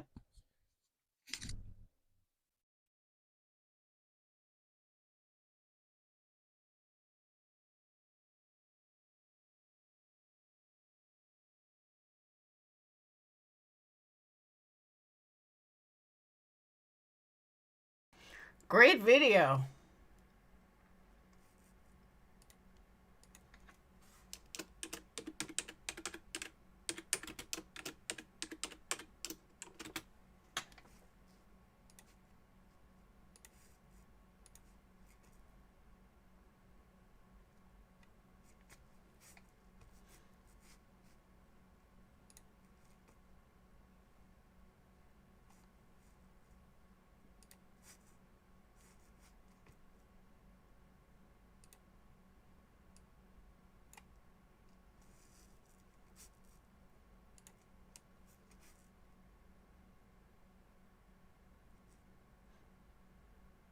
No, Chris, you got timed out for bringing up shit from 4 years ago.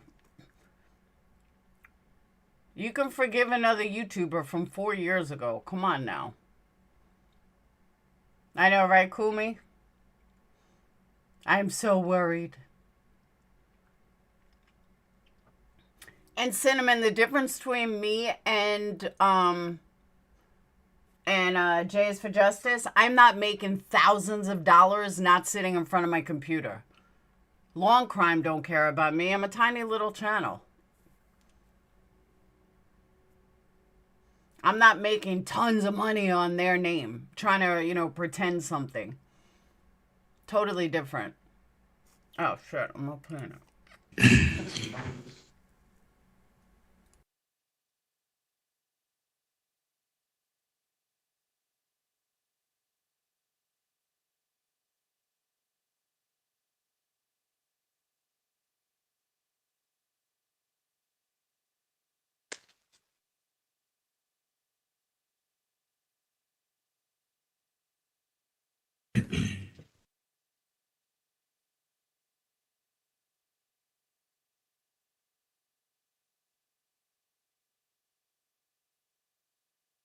J is for Justice was making thousands of dollars not even sitting in front of her computer and just letting WFLA run. All rise for the jury, please. Credit. I'm not doing that.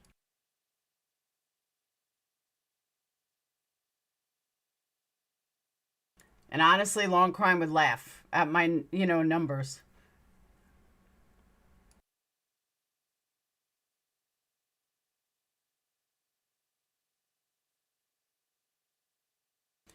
Long Crime struck me once, and that was when they couldn't stream chat and I could, and they were mad. So they struck me. But and I beat it. Court will recall 20 CR 1358, People versus Letecia Stauch record should reflect the jury has returned to the courtroom. Prosecution, call your next witness, please. Thank you, Your Honor. We would call Jason Hess, Hess. Thank you.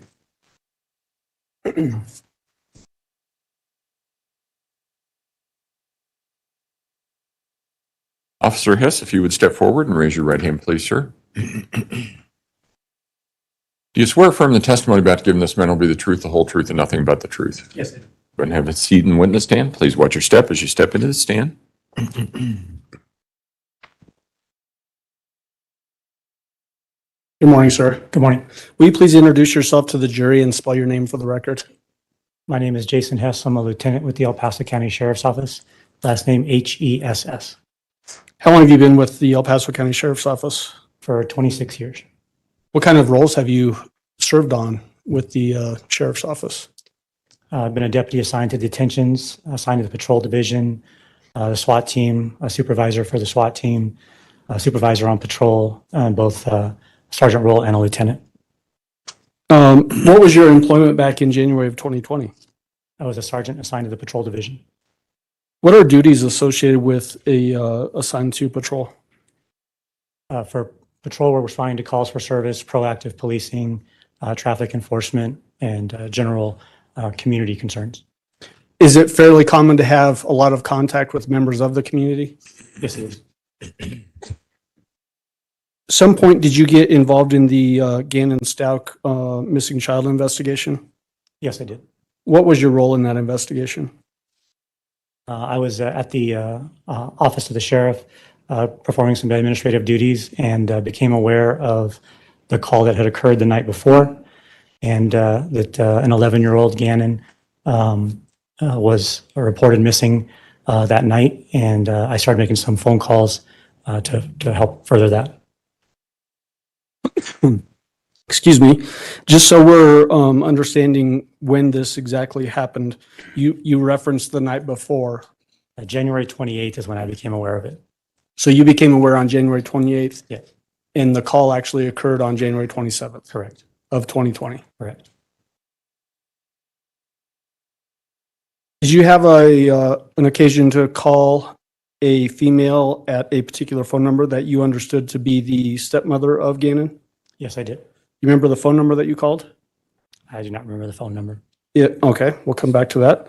How did you obtain that phone number? It was from the previous call for service records that we have internally from the call that had occurred. When you called the person, did that person expect you to be calling, or was this just a cold call? It was a cold call. I was just following up on information. Who were you trying to get a hold of? I was trying to get a hold of the parents of Gannon or the person that had called in the original report, Letecia.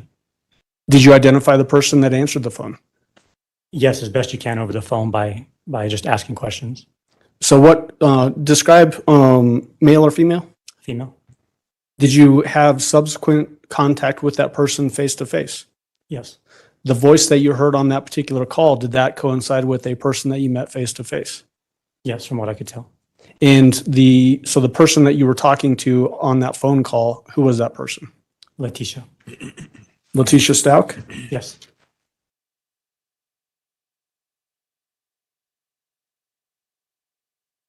What did you want to gather from Letecia Stauch at that particular time? The first thing I wanted to know is had Gannon returned home? And if he had not, had she learned any information or got any other information as to where he might be? What information did Letecia Stauch give you during that phone call? That he had not returned home and she had no further information. Did she also make reference to the fact that deputies had searched the home the night before? Yes, one of the procedures that we do is to conduct a search, and I wanted to make sure that had occurred. So I asked her if deputies had searched the home, and she said that they had. Did you get from her permission to put Gannon's photo out in the media? Yes, I did. Did she give you a photo, or did you already have one? I do not recall if I asked her to send one or if one was obtained during the original report, but we did have a photo, and I provided that to our public information officer to push that out to media and social media resources to get his photograph out there and available. And did that in fact occur, that a photo of Gannon was pushed out? Yes, pretty quickly that occurred.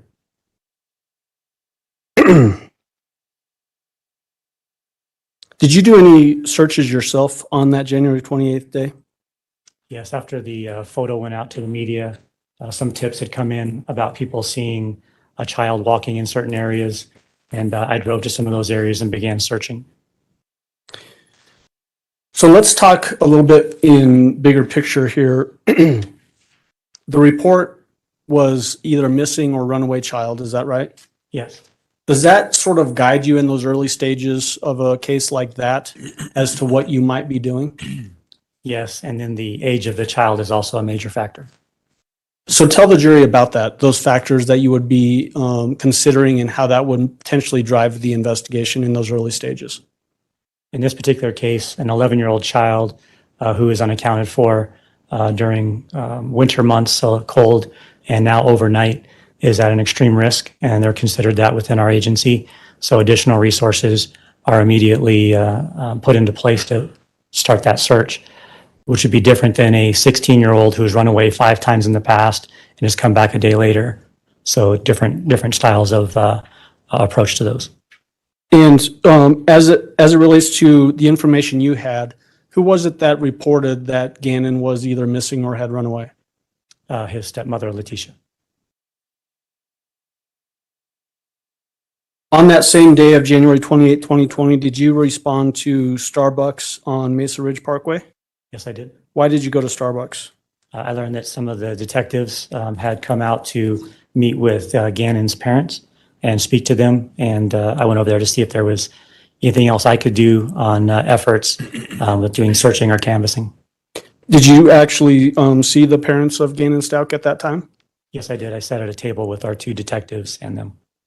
The person that you had been on the phone with earlier the morning of January 28th and now the person that was at Starbucks, was that Letecia Stauch? Yes, it was. Do you see her here in the courtroom today? Yes, I do. Will you identify her to the court and to the jury by where she's sitting and what she's wearing? Sitting over on our far right against the wall in a pink shirt. I would ask that the record reflect he's identified the defendant. The record will so reflect. Go ahead. At some point during that contact with the father and the defendant, were you able to look at what was described to you as Gannon's phone? Yes, I did. Why did you do that? Trying to determine if he had searched anywhere on like a Google Maps feature where there would be a history that might direct me on somewhere to go. Would that be something that you would typically look for if you were looking for a missing child or a runaway child? Sometimes you don't know where to look, so you look at all available information, and that is one thing that you would look for is did they search somewhere to go or enter a friend's address or something like that that maybe they hadn't walked to before to give them a route or something. And Not necessarily asking you for the address that you found in there, but did you learn of an address and then that ran to ground, meaning it was not really associated with the missing person here? Correct. Did the defendant herself at some point show you a picture of somebody that had been reported that looked like Gannon or that she thought was Gannon? Yes, there had been some Facebook groups that were active in attempts to help locate Gannon, and she had been forwarded a photograph from one of those groups. Did you do anything with that information? We took that photograph and attempted to identify if it was in fact Gannon or not, and we were subsequently able to determine that it was not Gannon and that somebody else identified it as their child based on clothing and items they were carrying. Did you become familiar with Gannon's neighborhood, so Lorson Ranch area, during this part of the investigation? Yes, I did. Did you canvass that neighborhood? Yes, I did. What does that mean to canvass a neighborhood? There's many parts of it. The typical part that you would assume is police officers knocking on your door, asking questions, asking if you have surveillance cameras that are showing the roadway or sidewalks, driving through areas where kids might play, under bridges, construction sites, things like that. Did you do those things? Yes, I did. Did that lead to any clues that you were readily able to find to locate Gannon? No, it did not. In the afternoon time, did you actually go to Gannon's home at 6627 Mandan Drive? Yes, I did. Why did you go there? I wanted to clarify the timeline because I had not been part of the initial part of the investigation on when he would have left the house. So as I knocked on doors at different neighbors, I had a timeline to ask to look at their security camera feeds. Did you have any contact with people at that residence? Yes, I did. Who was there? There were several people that were unidentified to me. I think friends and family members, Letecia and Eugene. So the defendant and Gannon's father? Yes, and their daughter. Did you try to verify a time from the defendant that would be of note for the investigation? Yes. What did she tell you? It was between 3:15 and 4-ish approximately when he would have left the house. Did she describe in that statement to you what she was doing when she reports that Gannon left the house? Between her and her daughter during the conversation, it came up that a candle had been knocked over and there was a burn mark on the carpet, and she had been taking care of that when Gannon left. Trying to fix that burn area? Yes. Did she describe in any detail anything about that candle or burn incident to you? Not specifically, no. Okay. Did you ask the defendant what friend's house Gannon may have been heading towards? Yes, I did. What did she tell you? She didn't know.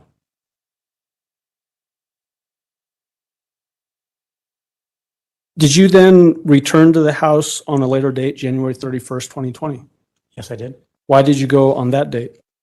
I received a phone call from our investigations division, and they asked me to go to the house and told me that Letecia and some family members might be removing property from the house, and that they thought Letecia and another daughter of hers might be wearing smartwatches that could potentially contain some digital evidence that may be helpful in the investigation.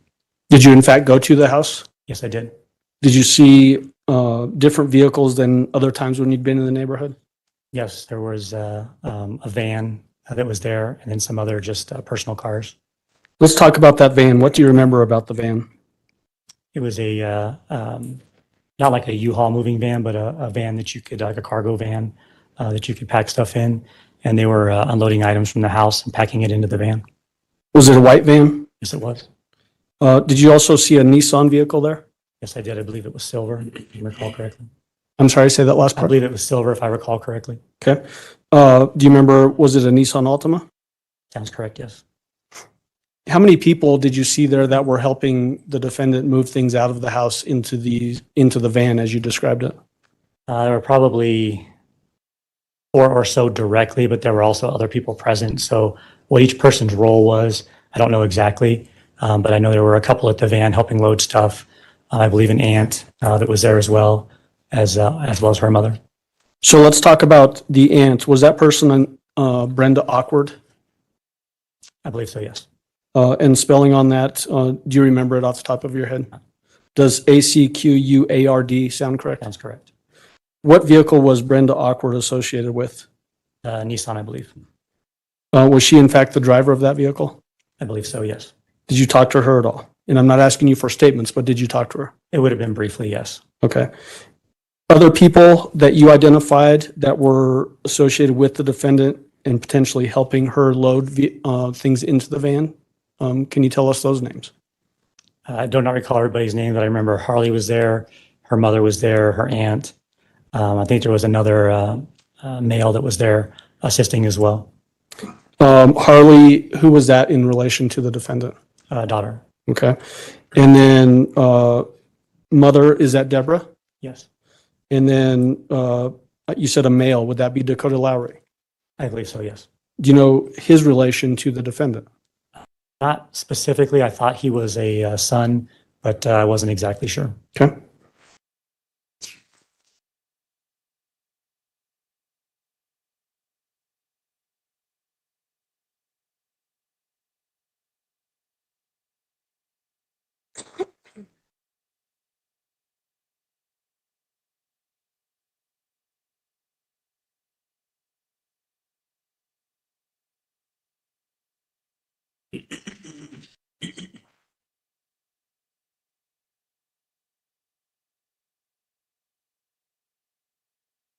Lieutenant, when I was asking you earlier if you remember the number of the person that you called on the morning of January 28th, you said you didn't remember, but if you looked at your report, you might be able to remember. Yes, I documented that in my report. I've got your report here. Would showing you that refresh your memory on that point? Yes, it would. Or ask for permission to approach the witness for refreshing his memory? You may go ahead.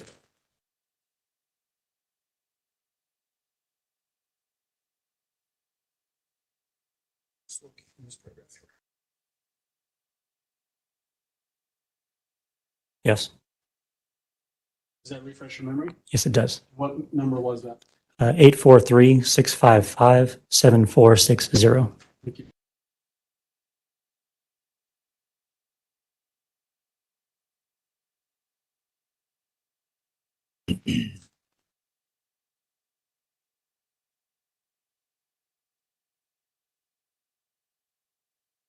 I want to get into more detail about the statement that you got from the defendant when you went to the house after that phone call on January 28th. How long would you say that conversation lasted? Just a couple of minutes. Do you remember details of what she told you in that conversation? Some of it, yes. What do you remember specifically her telling you?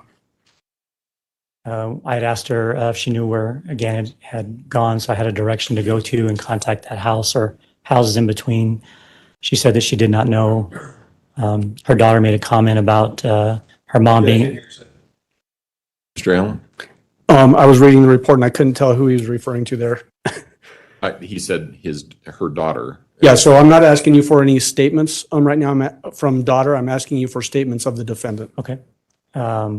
She had made mention that she might have got a little excited during the fire during that. Okay. Did she describe specifically what she did in relation to that fire? I recall her saying she tried to put it out with a blanket, and originally the blanket caused it to get slightly bigger, and then she was able to put it out. So basically, was she describing that she was trying to smother the fire? Yes.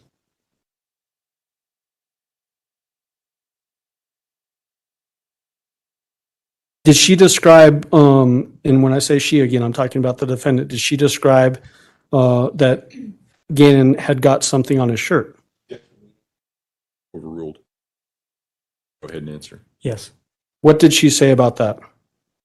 It was pretty vague. It was just he had something on the front of his shirt that had gotten on there during the fire incident.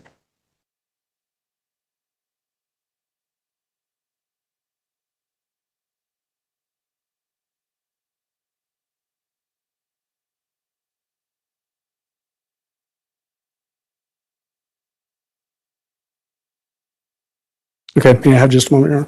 You may.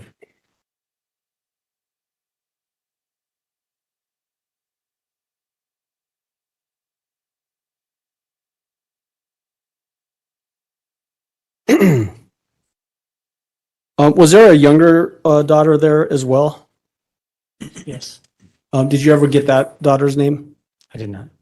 Would you say rough age? Approximately 8. Did she at some point point to you direction of which direction Gannon may have walked to? Yes, she did. And which direction was she generally pointing? She pointed east from the house, referring to a friend of Gannon's that lived a few houses down. Okay. Now I want to get into some other information as it relates to your experience and then what you learned in this case. Have you responded out to other calls where a kid in this rough age range is missing or had run away? Yes, I have. How many types of those calls have you gone out to, would you say? It'd be hard to put a number on it, but over my career, a lot, probably in excess of 30 runaway or missing persons style calls. When you go out to those types of calls, have you had opportunities to observe people's emotional reactions to that sort of an event? Yes, I have. Is it fair to say that the emotional reactions can vary? Yes, it is. Based on your contact with this defendant in this case, did her reactions and the way that she was interacting with you, was it consistent with other times that you've gone out on these types of calls or different?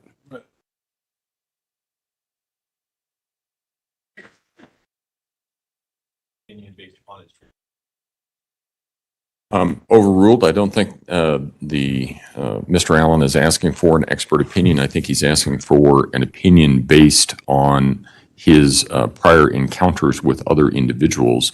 So it goes to weight, not admissibility. Overruled. You can go ahead and answer.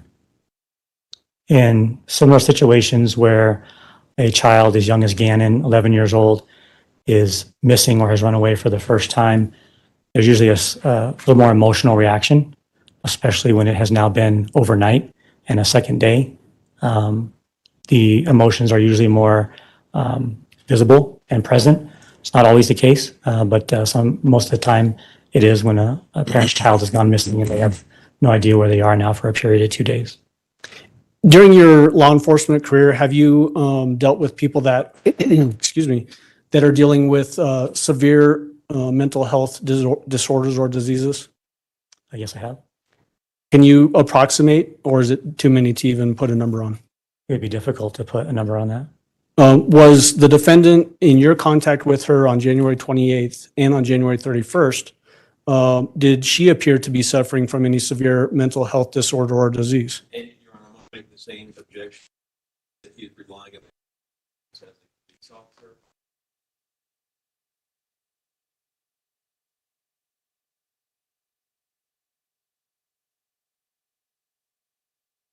Overruled. You can go ahead answer. and answer. It did not appear to me, no. Did she, when you were talking with her, asking her questions, would her answers logically follow the questions? Yes.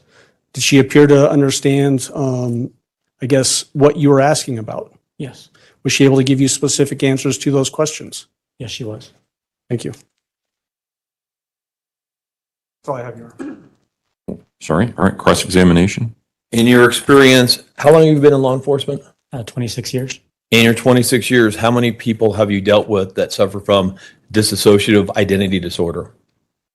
I wouldn't be able to tell you. I don't know exactly what disorder people may have be suffering from. Do you know if you've ever dealt with anybody who suffered from dissociative identity disorder? I would believe I've probably come in contact with them, yes. How many? I don't know. No further questions. Redirect. Did the defendant, based on what you just testified to, did she appear to be suffering from dissociative identity disorder? No. Thank you. Do any of the jurors have any questions for Lieutenant Hess? No? All right. Thank you, sir. You may step down. Prosecution, call your next witness, please.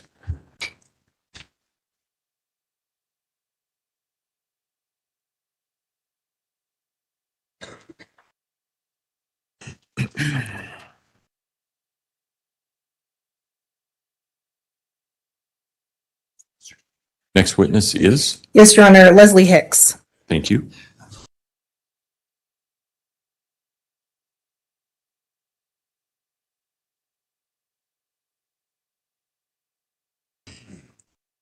Ms. Hicks, if you would step forward and raise your right hand, please, ma'am.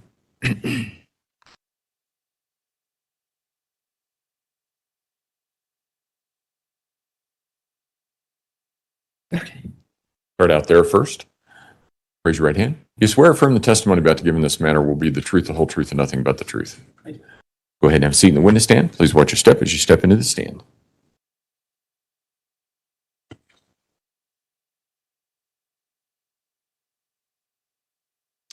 Good morning, Ms. Hicks. Good morning. For the purposes of the record, would you state your name? Leslie Hicks. And how are you employed? I'm employed at Academy School District 20 as an assistant principal. And about how long have you been employed at that school? At the school, I'm currently at Timberview Middle School, but I was at Mountain Ridge Middle School for almost 25 years. I was there from 1997, with the exception of 2 years. And in January of 2020, what school were you at? I was at Mountain Ridge Middle School. And as an assistant principal? Correct. How long have you generally been in that type of role? At that time, I had been in that role for 3 years. And prior to that, what sort of role had you had in education and that kind of context? I was a teacher in several subject areas at 3 different grade levels. I also served as an intervention coordinator at Mountain Ridge prior to the assistant principal role, and I was at Rampart High School for 2 years as an interventionist, but for about 17 years, I was a teacher. Okay. And in terms of the course of your role as an assistant principal over the years, how many interviews have you been a part of? Hundreds. I've interviewed probably hundreds of people, both in the role as a teacher and as an assistant principal and interventionist, probably over the span of that 20 plus years, definitely hundreds of interviews. And why is that interview process so important for the nature of the work? Okay, because we're trying to find the best person to educate our children. And it's very important that we put the best people in front of our kids. Okay. As a part of the open applications for the school that you were at in January 2020, was there an applicant by the name of Letecia Stauch? Yes, it was. And for what position did Letecia Stauch apply for? She applied for a resource teacher, which is a teacher for students that have IEPs or special education. And as part of that interview process, did you meet in person with someone by the name of Letecia Stauch? Yes. And do you see that same person here today in court? Yes, I do. Can you identify them where they are seated in the courtroom? Yes, over here. Okay, and that is your right side? That is my right side in the purple shirt. In the purple shirt. Your Honor, may the record reflect that Ms. Hicks has identified the defendant? The record will so reflect. Go ahead. Okay. Now, Ms. Hicks, you explained that it's a resource teacher position.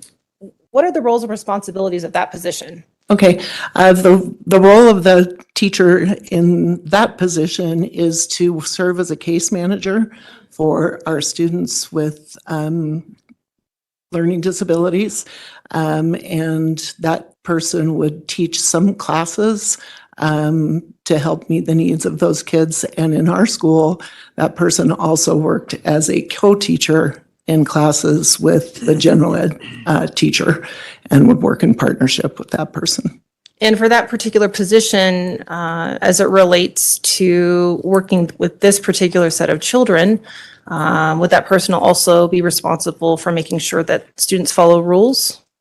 Yeah, I think every teacher at school is responsible for classroom management, and that's part of the role of a teacher, is making sure that kids are performing the way they need to perform, both behaviorally and academically.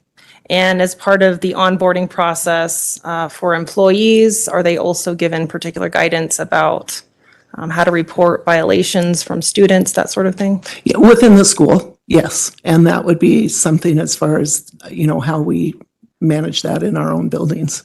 Okay. And as part of the interviewing process, what forms of communication did you have with the defendant? We interviewed in person. She came into the school, and we have a set of questions. We had an interview team. There were 3 of us on the interview team, and we asked her a series of questions that had to do with the topics that you were speaking of, both, how do you manage students academically and provide for them, as well as classroom management and behavior. So in addition to meeting with someone in person for that interview panel, are communications also done through other forms? What other means? After the interview or during the After or interview? before, at any point with an after? Before, it would be, actually probably the secretary probably contacted her to set up a time for an interview. And then after the interview, if the candidate is chosen, then I would reach out and I would be checking references and then reaching out ultimately to decide whether we want to move forward with a hire or not.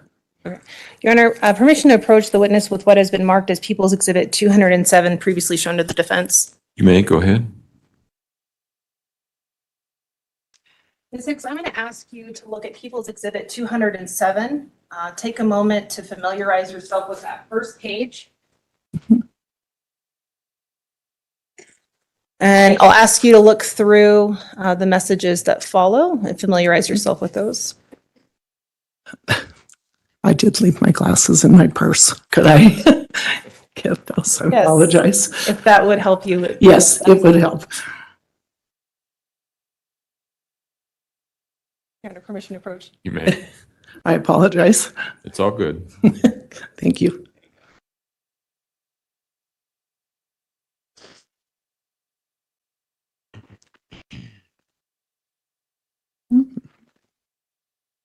Okay.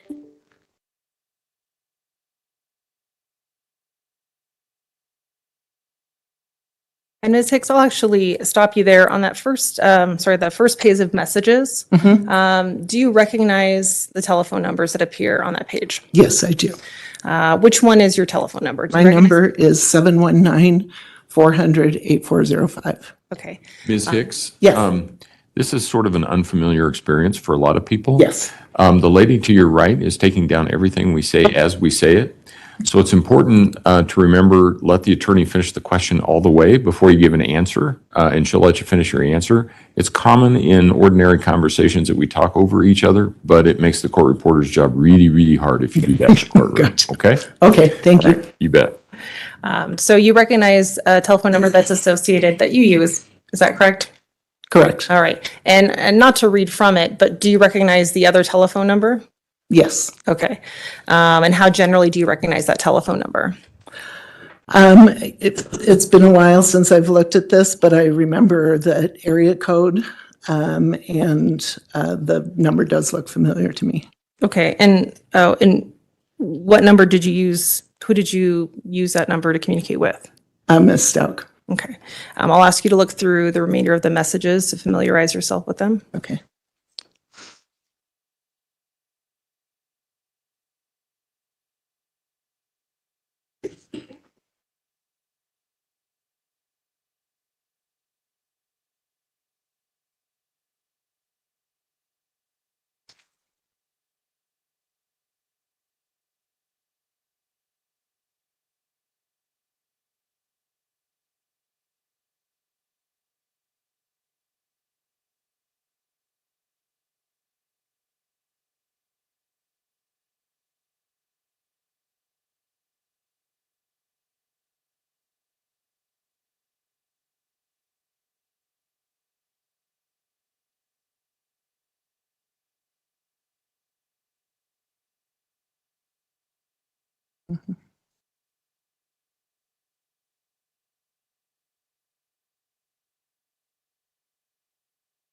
And you'll have an opportunity to read them. Okay.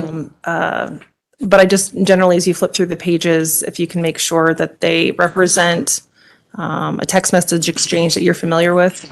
Okay. Okay. And are they? Yes. And are they a fair and accurate depiction of the message exchange you had between yourself and the phone number that you know to be associated with Letecia Stauch? Yes. All right, Your Honor, at this time we would move for the admission of People's Exhibit 207. Defense, Exhibit 207 will be admitted. Go ahead. Okay. And Your Honor, permission to publish. You may. Ms. Hicks, messages are going to be displayed behind you. Okay. If it's easy for you to stand next to that, you can do that. We may still have a pointer there. You're probably familiar with using a pointer as a teacher. So if you want to use that. Okay. Great.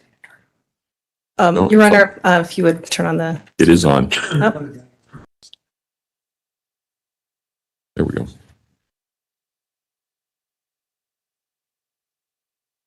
Okay, great. Now, Ms. Hicks, you've explained that your telephone number. We see this first message displayed here on the screen. Who's sending that message? I am. Okay, and what is it saying? Can you read it for us? Hi, Tisha. This is Leslie Hicks at Mountain Ridge Middle School. I left you a phone message yesterday, and I'm wondering if you received it.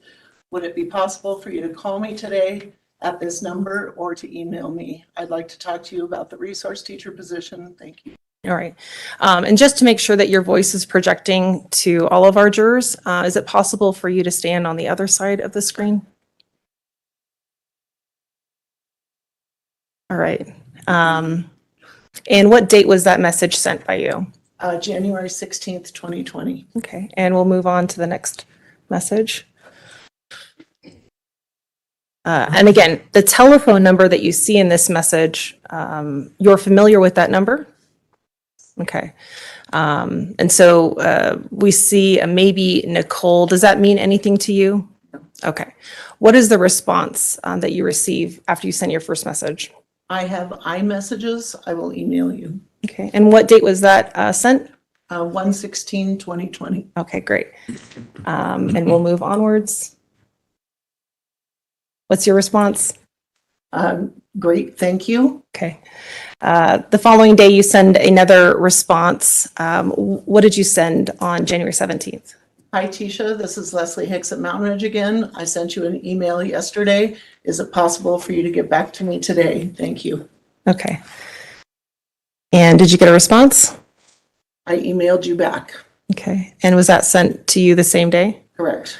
And so, Ms. Hicks, as part of this process, at this point, January 17th-ish, where is the defendant in the application or hiring process at this point?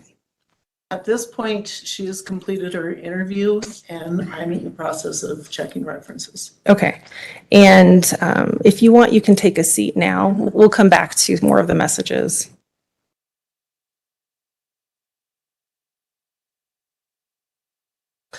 So as part of that application process, you referenced obtaining references. Is that right? Correct. Was the defendant able to provide you with some references? Yes, on her application, she had references, and I was having trouble getting a hold of some of the references. And so through the course of our dialogue, I asked her for additional ones. Okay. Do you remember a particular reference by the name of Connie Huddle? Yes. Do you remember the first telephone number that was provided to you for Connie Huddle?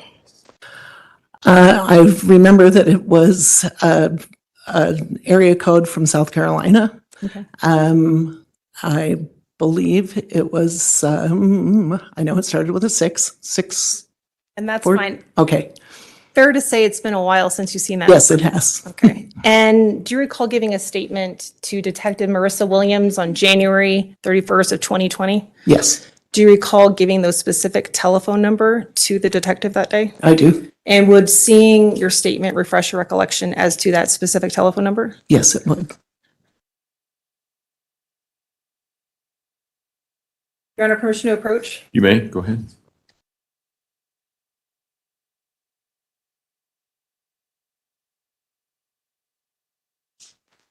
All right, Ms. Hicks, as far as the first telephone number that was provided to you by the defendant here, does that refresh your recollection? Yes. Okay.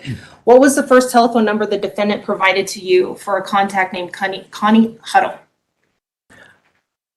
It was 843-504-6724.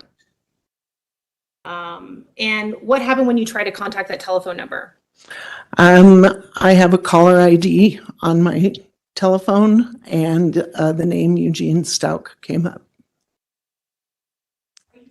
That name? Other than the last name, I was not familiar with the name at the time, no. Okay. And I'll take a step back. The first telephone number that you called, was there more than one number that you were provided for Connie Huddle? I don't remember. Okay. And again, Your Honor, permission to approach? You may.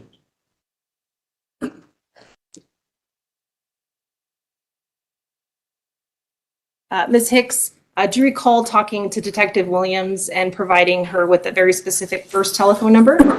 Yes, And would reviewing that statement refresh your recollection as to the first telephone number? yes. Okay.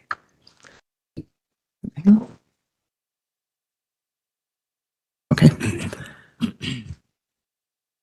Okay. Does that refresh your recollection? Yes, What was the first telephone number that you called? 843-957-3486. What happened when you called that first telephone number? Were you able to get through? No, What did you ask for after you didn't get through with that telephone number? I asked if there was a different number. Okay. And were you provided a different number by the defendant? Yes. Okay. And from memory, are you able to recall what that second number was? 843-604 6724. All right. And I'll ask you again would seeing a statement of your report refresh your recollection as to that specific telephone number? Yes. Okay. And can you review your statement for that second specific telephone number? Yes. 843-504-6724. Okay, thank you. A lot of different numbers. You called various numbers as it relates to references. Yes, I did. And so now I'll come back to the question that I had is, when you were actually able to complete a call, can you tell the jury what you heard on that call? Yes, a female answered and didn't identify who it was, but I heard children in the background. Okay. And were you did you ask, what did you do when you Yes, heard? I asked if it was Connie. And if I recall, the person said no. And, Hold on. okay, Wait a minute. sorry. That's okay. Yep. Ms. Gratiano? Yes, Your Honor. I'm not asking what the other person said, Your Honor. And okay. But further, it's also not offered for the truth of the matter asserted. Okay. Well, then where are you going? I'm just going to ask, You might want to approach. Your Honor, permission to approach? Okay.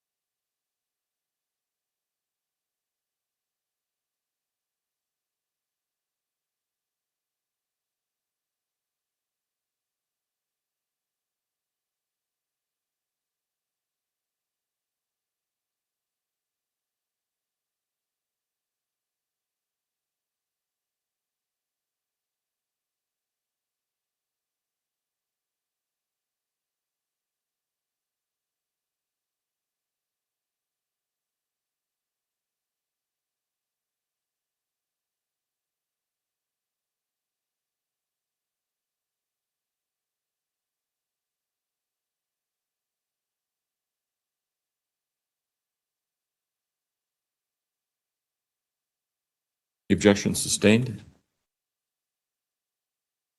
Ms. Hicks, how long was the duration of that call? Just a few seconds. Okay. After that interaction, did you have any sort of concerns about moving forward with the application process as it related to the defendant? No. Okay. And why is that? At that point, where were you at in the interview process? Well, the interview had been completed, and as I said, we were checking for references. And so sometimes people give incorrect numbers. And so I asked for additional numbers for references.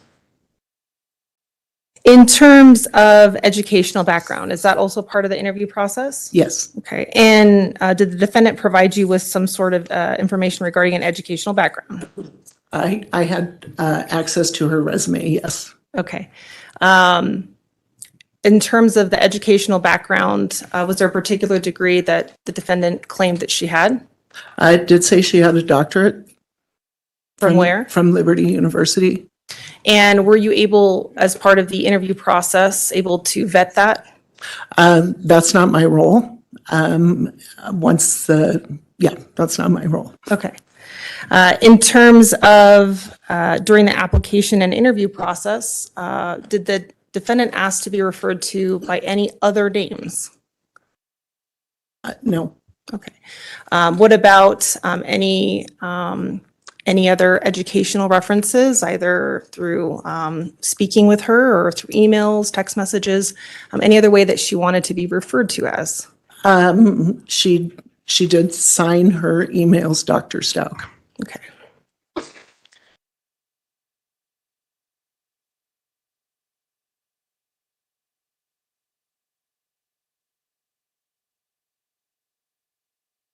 Ultimately, what was the decision with regard to hiring the defendant? We did eventually offer her a position at the school. And is that a decision that you unilaterally make? During the interview process, there are three of us that decided that we would like to move forward.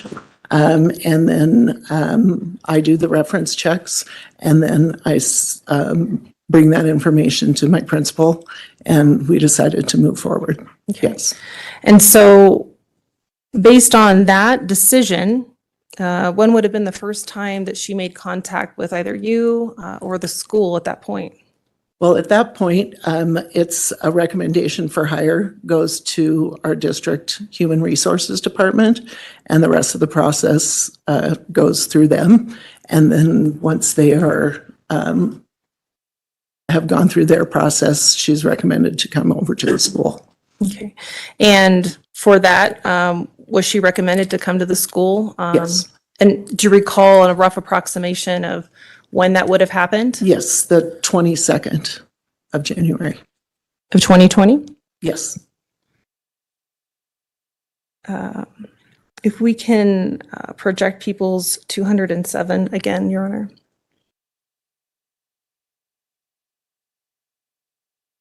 Okay. Thank you, Ms. Hicks. As we scroll onwards past January 17th, we will move to, we can continue on, and we'll move to, looks like January 20th. There's a message that is sent by the defendant's telephone number. What is that message? What time do I be there tomorrow? Okay, and what date is that sent? That is 1/21. Okay. And the subsequent message after that, what else does that message, that phone number say to you? And do I need to bring anything specific? I just hung up with the district and they said to be there tomorrow. Great. And what was your response? Hi, Tisha. We're so excited to have you here. The workday begins at 7:30. You don't need to bring anything in particular. We will have a sub there tomorrow that has been filling in. You'll have an opportunity to shadow him and meet the kids, as well as get set up with the things you will need. Sherry Fuller, our SPED department leader, will meet you tomorrow as well. See you soon. Great. And what was the next exchange that the defendant's telephone number sent to you? good evening. And what date was that sent? And that date is on the 22nd. Okay, and can you read? January. Great. Can you read the rest of the message? I wanted to ask your guidance about what to do about tomorrow. I had scheduled that interview at the district office before getting hired. I understand they probably have someone someone in mind, but I don't want to burn any bridges and would like to at least let them know my interest in eventually moving up later, or even if it's a year or so. I know we have to all start somewhere. What do you think is the best approach to take? Thank you. Great. And what was your response to that message? Hi, Tisha. It is your choice if you want to choose to interview tomorrow. Please remember that you will need a substitute and sub-plans to cover the classes you will miss. Please let us know if you need assistance with that. Thank you. Great. And the next message that you received from the defendant's telephone number? Well, they told me to do the fingerprints too, so I was just trying to do the right thing. And the message after that? Okay, I will just try to do the right thing by everyone. I didn't want to stand anyone up and wanted to be loyal to our school too. Okay. And the next message? It's 8 a.m. I mentioned it before in our emails, but wanted to make sure to follow the necessary steps. They did say I could do the fingerprints while I'm there, so I could get some link to do the paperwork. I haven't done any of that. Ms. Hicks, how would you generally describe this type of exchange in these messages? Overruled. I would say that they be typical of somebody who might be, who's just a new employee. Okay. Conscientious, would that? Conscientious and wanting to do the, making sure that she's putting herself in her best job. All right. At some point, was there arrangements made for her to shadow somebody at the school and be present? Yes. Okay. And do you recall the last time you saw the defendant in person? The last time I saw her in person was that Friday morning of the 25th. And how would you generally describe her demeanor? She was at work and working and meeting the kids. She was running a class. And it's a little tricky, but would Friday the 24th sound more accurate? Oh, yes. Okay. So Friday, January 24th, her demeanor was appropriate? Yes. Okay. Did she ask to be referred to by any other names? No.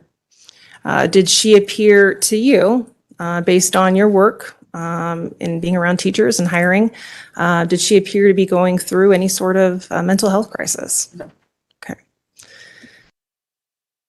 Subsequent to seeing her on Friday, January 24th, what was the next contact that you had with her, either in person or through other form? I received a text message from her on Monday, 27th. All right. And if we could move to Monday morning, January 27th, through the messages. You should appear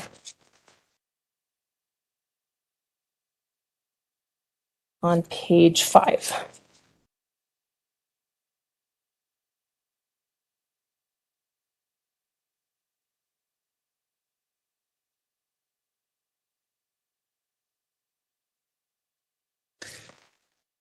What time was the message from the defendant's phone sent to your phone on January 27th of 2020? 3 a.m. Okay. Did you read it at 3 a.m.? No. What were you doing? Okay. What did the message say? I'm sorry for the time of night message, but my stepfather passed away. Someone hit him with a car while he was walking. I can update you at a later time. All right. Subsequent message that your phone received, what was that message? The message, Was it the same? Was it different? The same message, Okay. What time was that message? 4:37 a.m. Okay. So it's exactly the same as the message that was sent at 3 a.m. from the defendant's phone? At some point that morning, did you wake up? Yes. Okay. Like a busy assistant principal, were you then able to look at all your messages? Yes. Okay. When you had an opportunity to read this message, what was your response? I responded saying, "Oh my goodness, Letecia, I'm so sorry." Okay. And we'll move onwards. What else did you say? And then shall we try to find a sub for you today?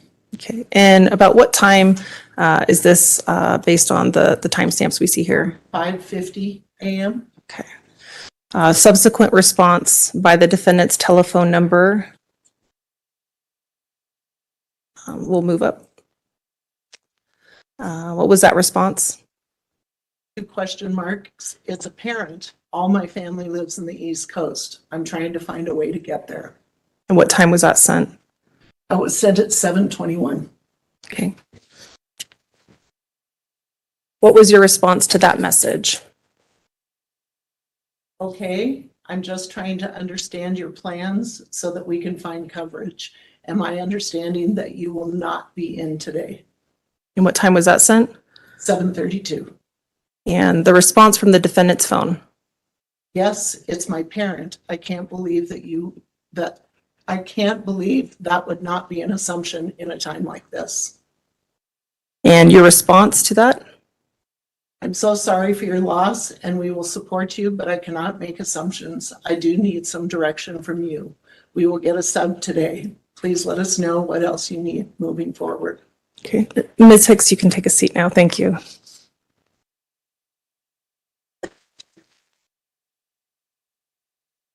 In the text message exchange that occurred on January 27th that morning, how would you describe the tone of that exchange? Angry. Okay. In terms of candidates and now a hired candidate contacting you, was your phone number provided for this type of emergency? Could you repeat the question? When there is an emergency, as far as whether or not somebody can be at work, what's the procedure? What is that person supposed to do? Typically, they might contact their supervisor and let them know what's happening. We do have a system to get a substitute, but she wouldn't have gone through that training as yet. So instead of going through that process because she hadn't received that training, what other avenue would she have had to inform you of an emergency? To contact me as their supervisor through either phone or email. Okay.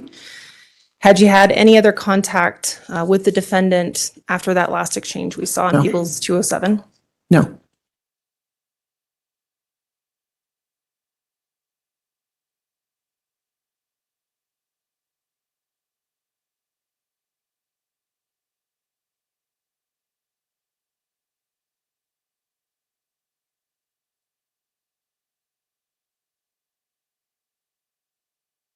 Your Honor, we'll pass the witness.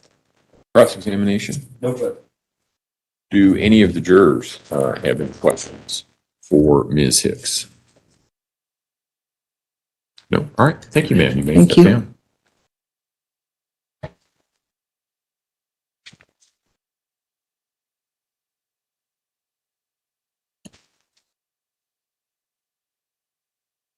Counsel approach, please.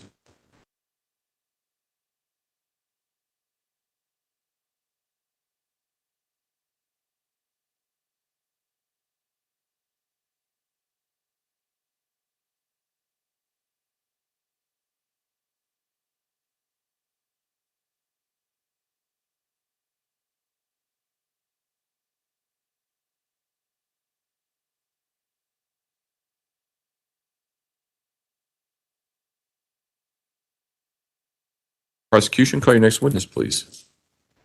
All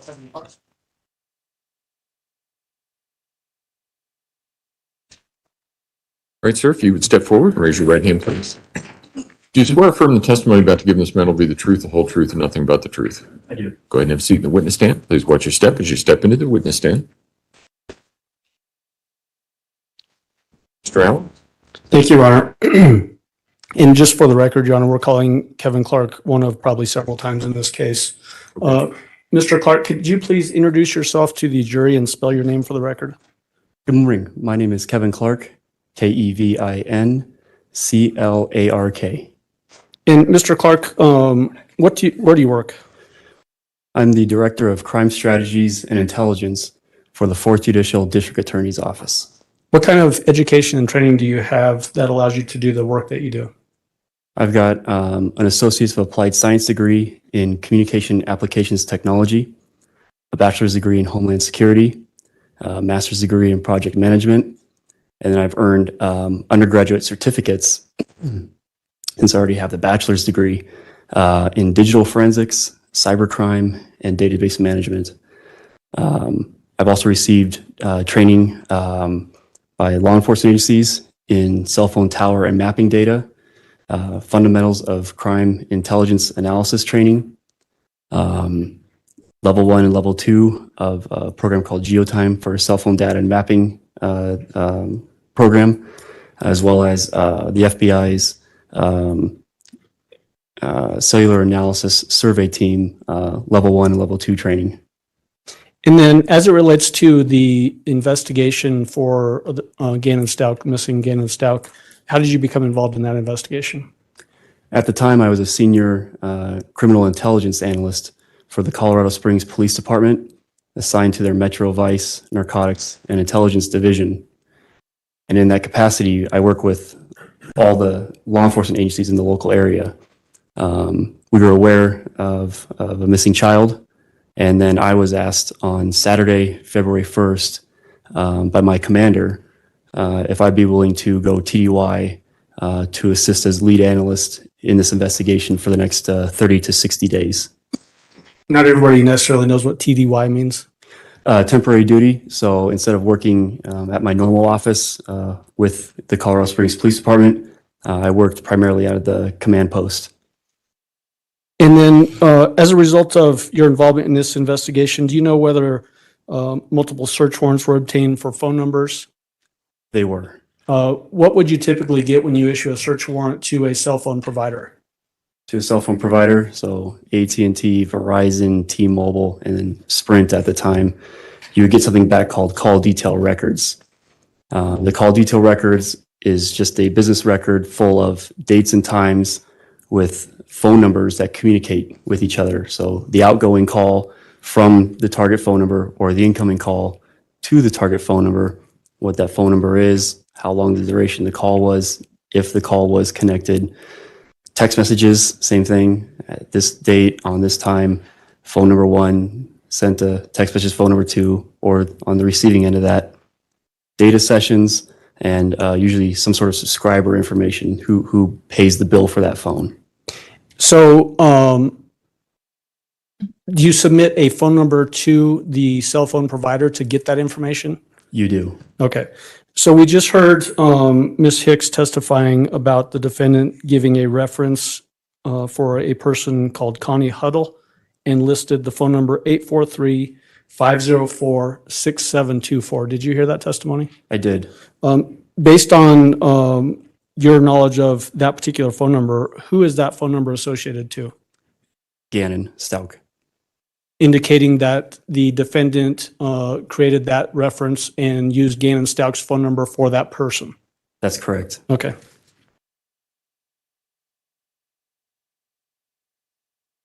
Okay, that's all I have. Thank you. Thank you. Cross-examination. No questions, Your Honor. All right. All right. Thank you, sir. You may step down. Thank you. Oh, this witness will be available throughout the trial, and my understanding is going to be testifying at a later time. At least 2 more times, Judge.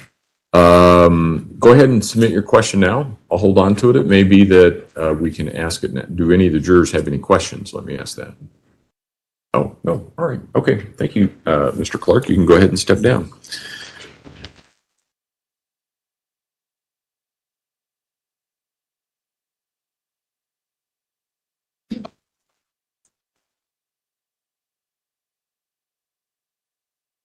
All right, ladies and gentlemen, we're going to take our lunch recess a little bit early. If I can have all of you back in the jury room at, say, 1:15, we'll be able to start on time at that point. Again, do not discuss the case among yourselves. Don't discuss the case with anyone else. Don't do any research about any aspect of this case. And we'll see you back at 1:15. All rise for the jury, please.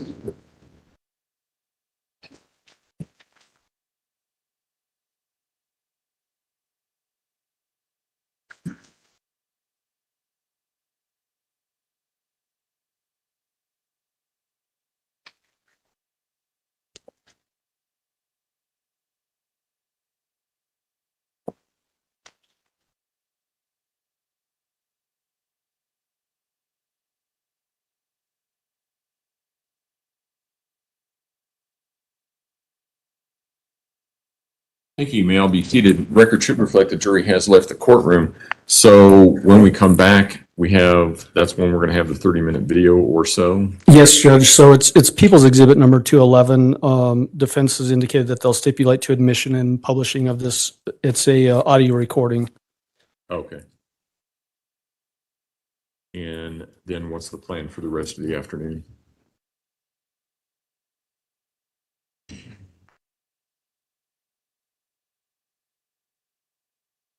We just have more witnesses, obviously, Judge. Let's see. At some point today, we'll have Dr. Leon Kelly will come in to testify, Detective Marissa Williams. Depending on how far we get, Janine Sanchez and Nicole Mobley as well, and then a Deputy Chris Ganstein. But we will not be getting to the person who did the autopsy today. No, autopsy, doctor for autopsy is being flown in on Sunday, so she'll be first thing on Monday morning. That's Yeah, what I was- arranging all these flights from Florida has been challenging. I get it. Okay. All right. Anything from the defense? Okay, great. We'll see you. All right.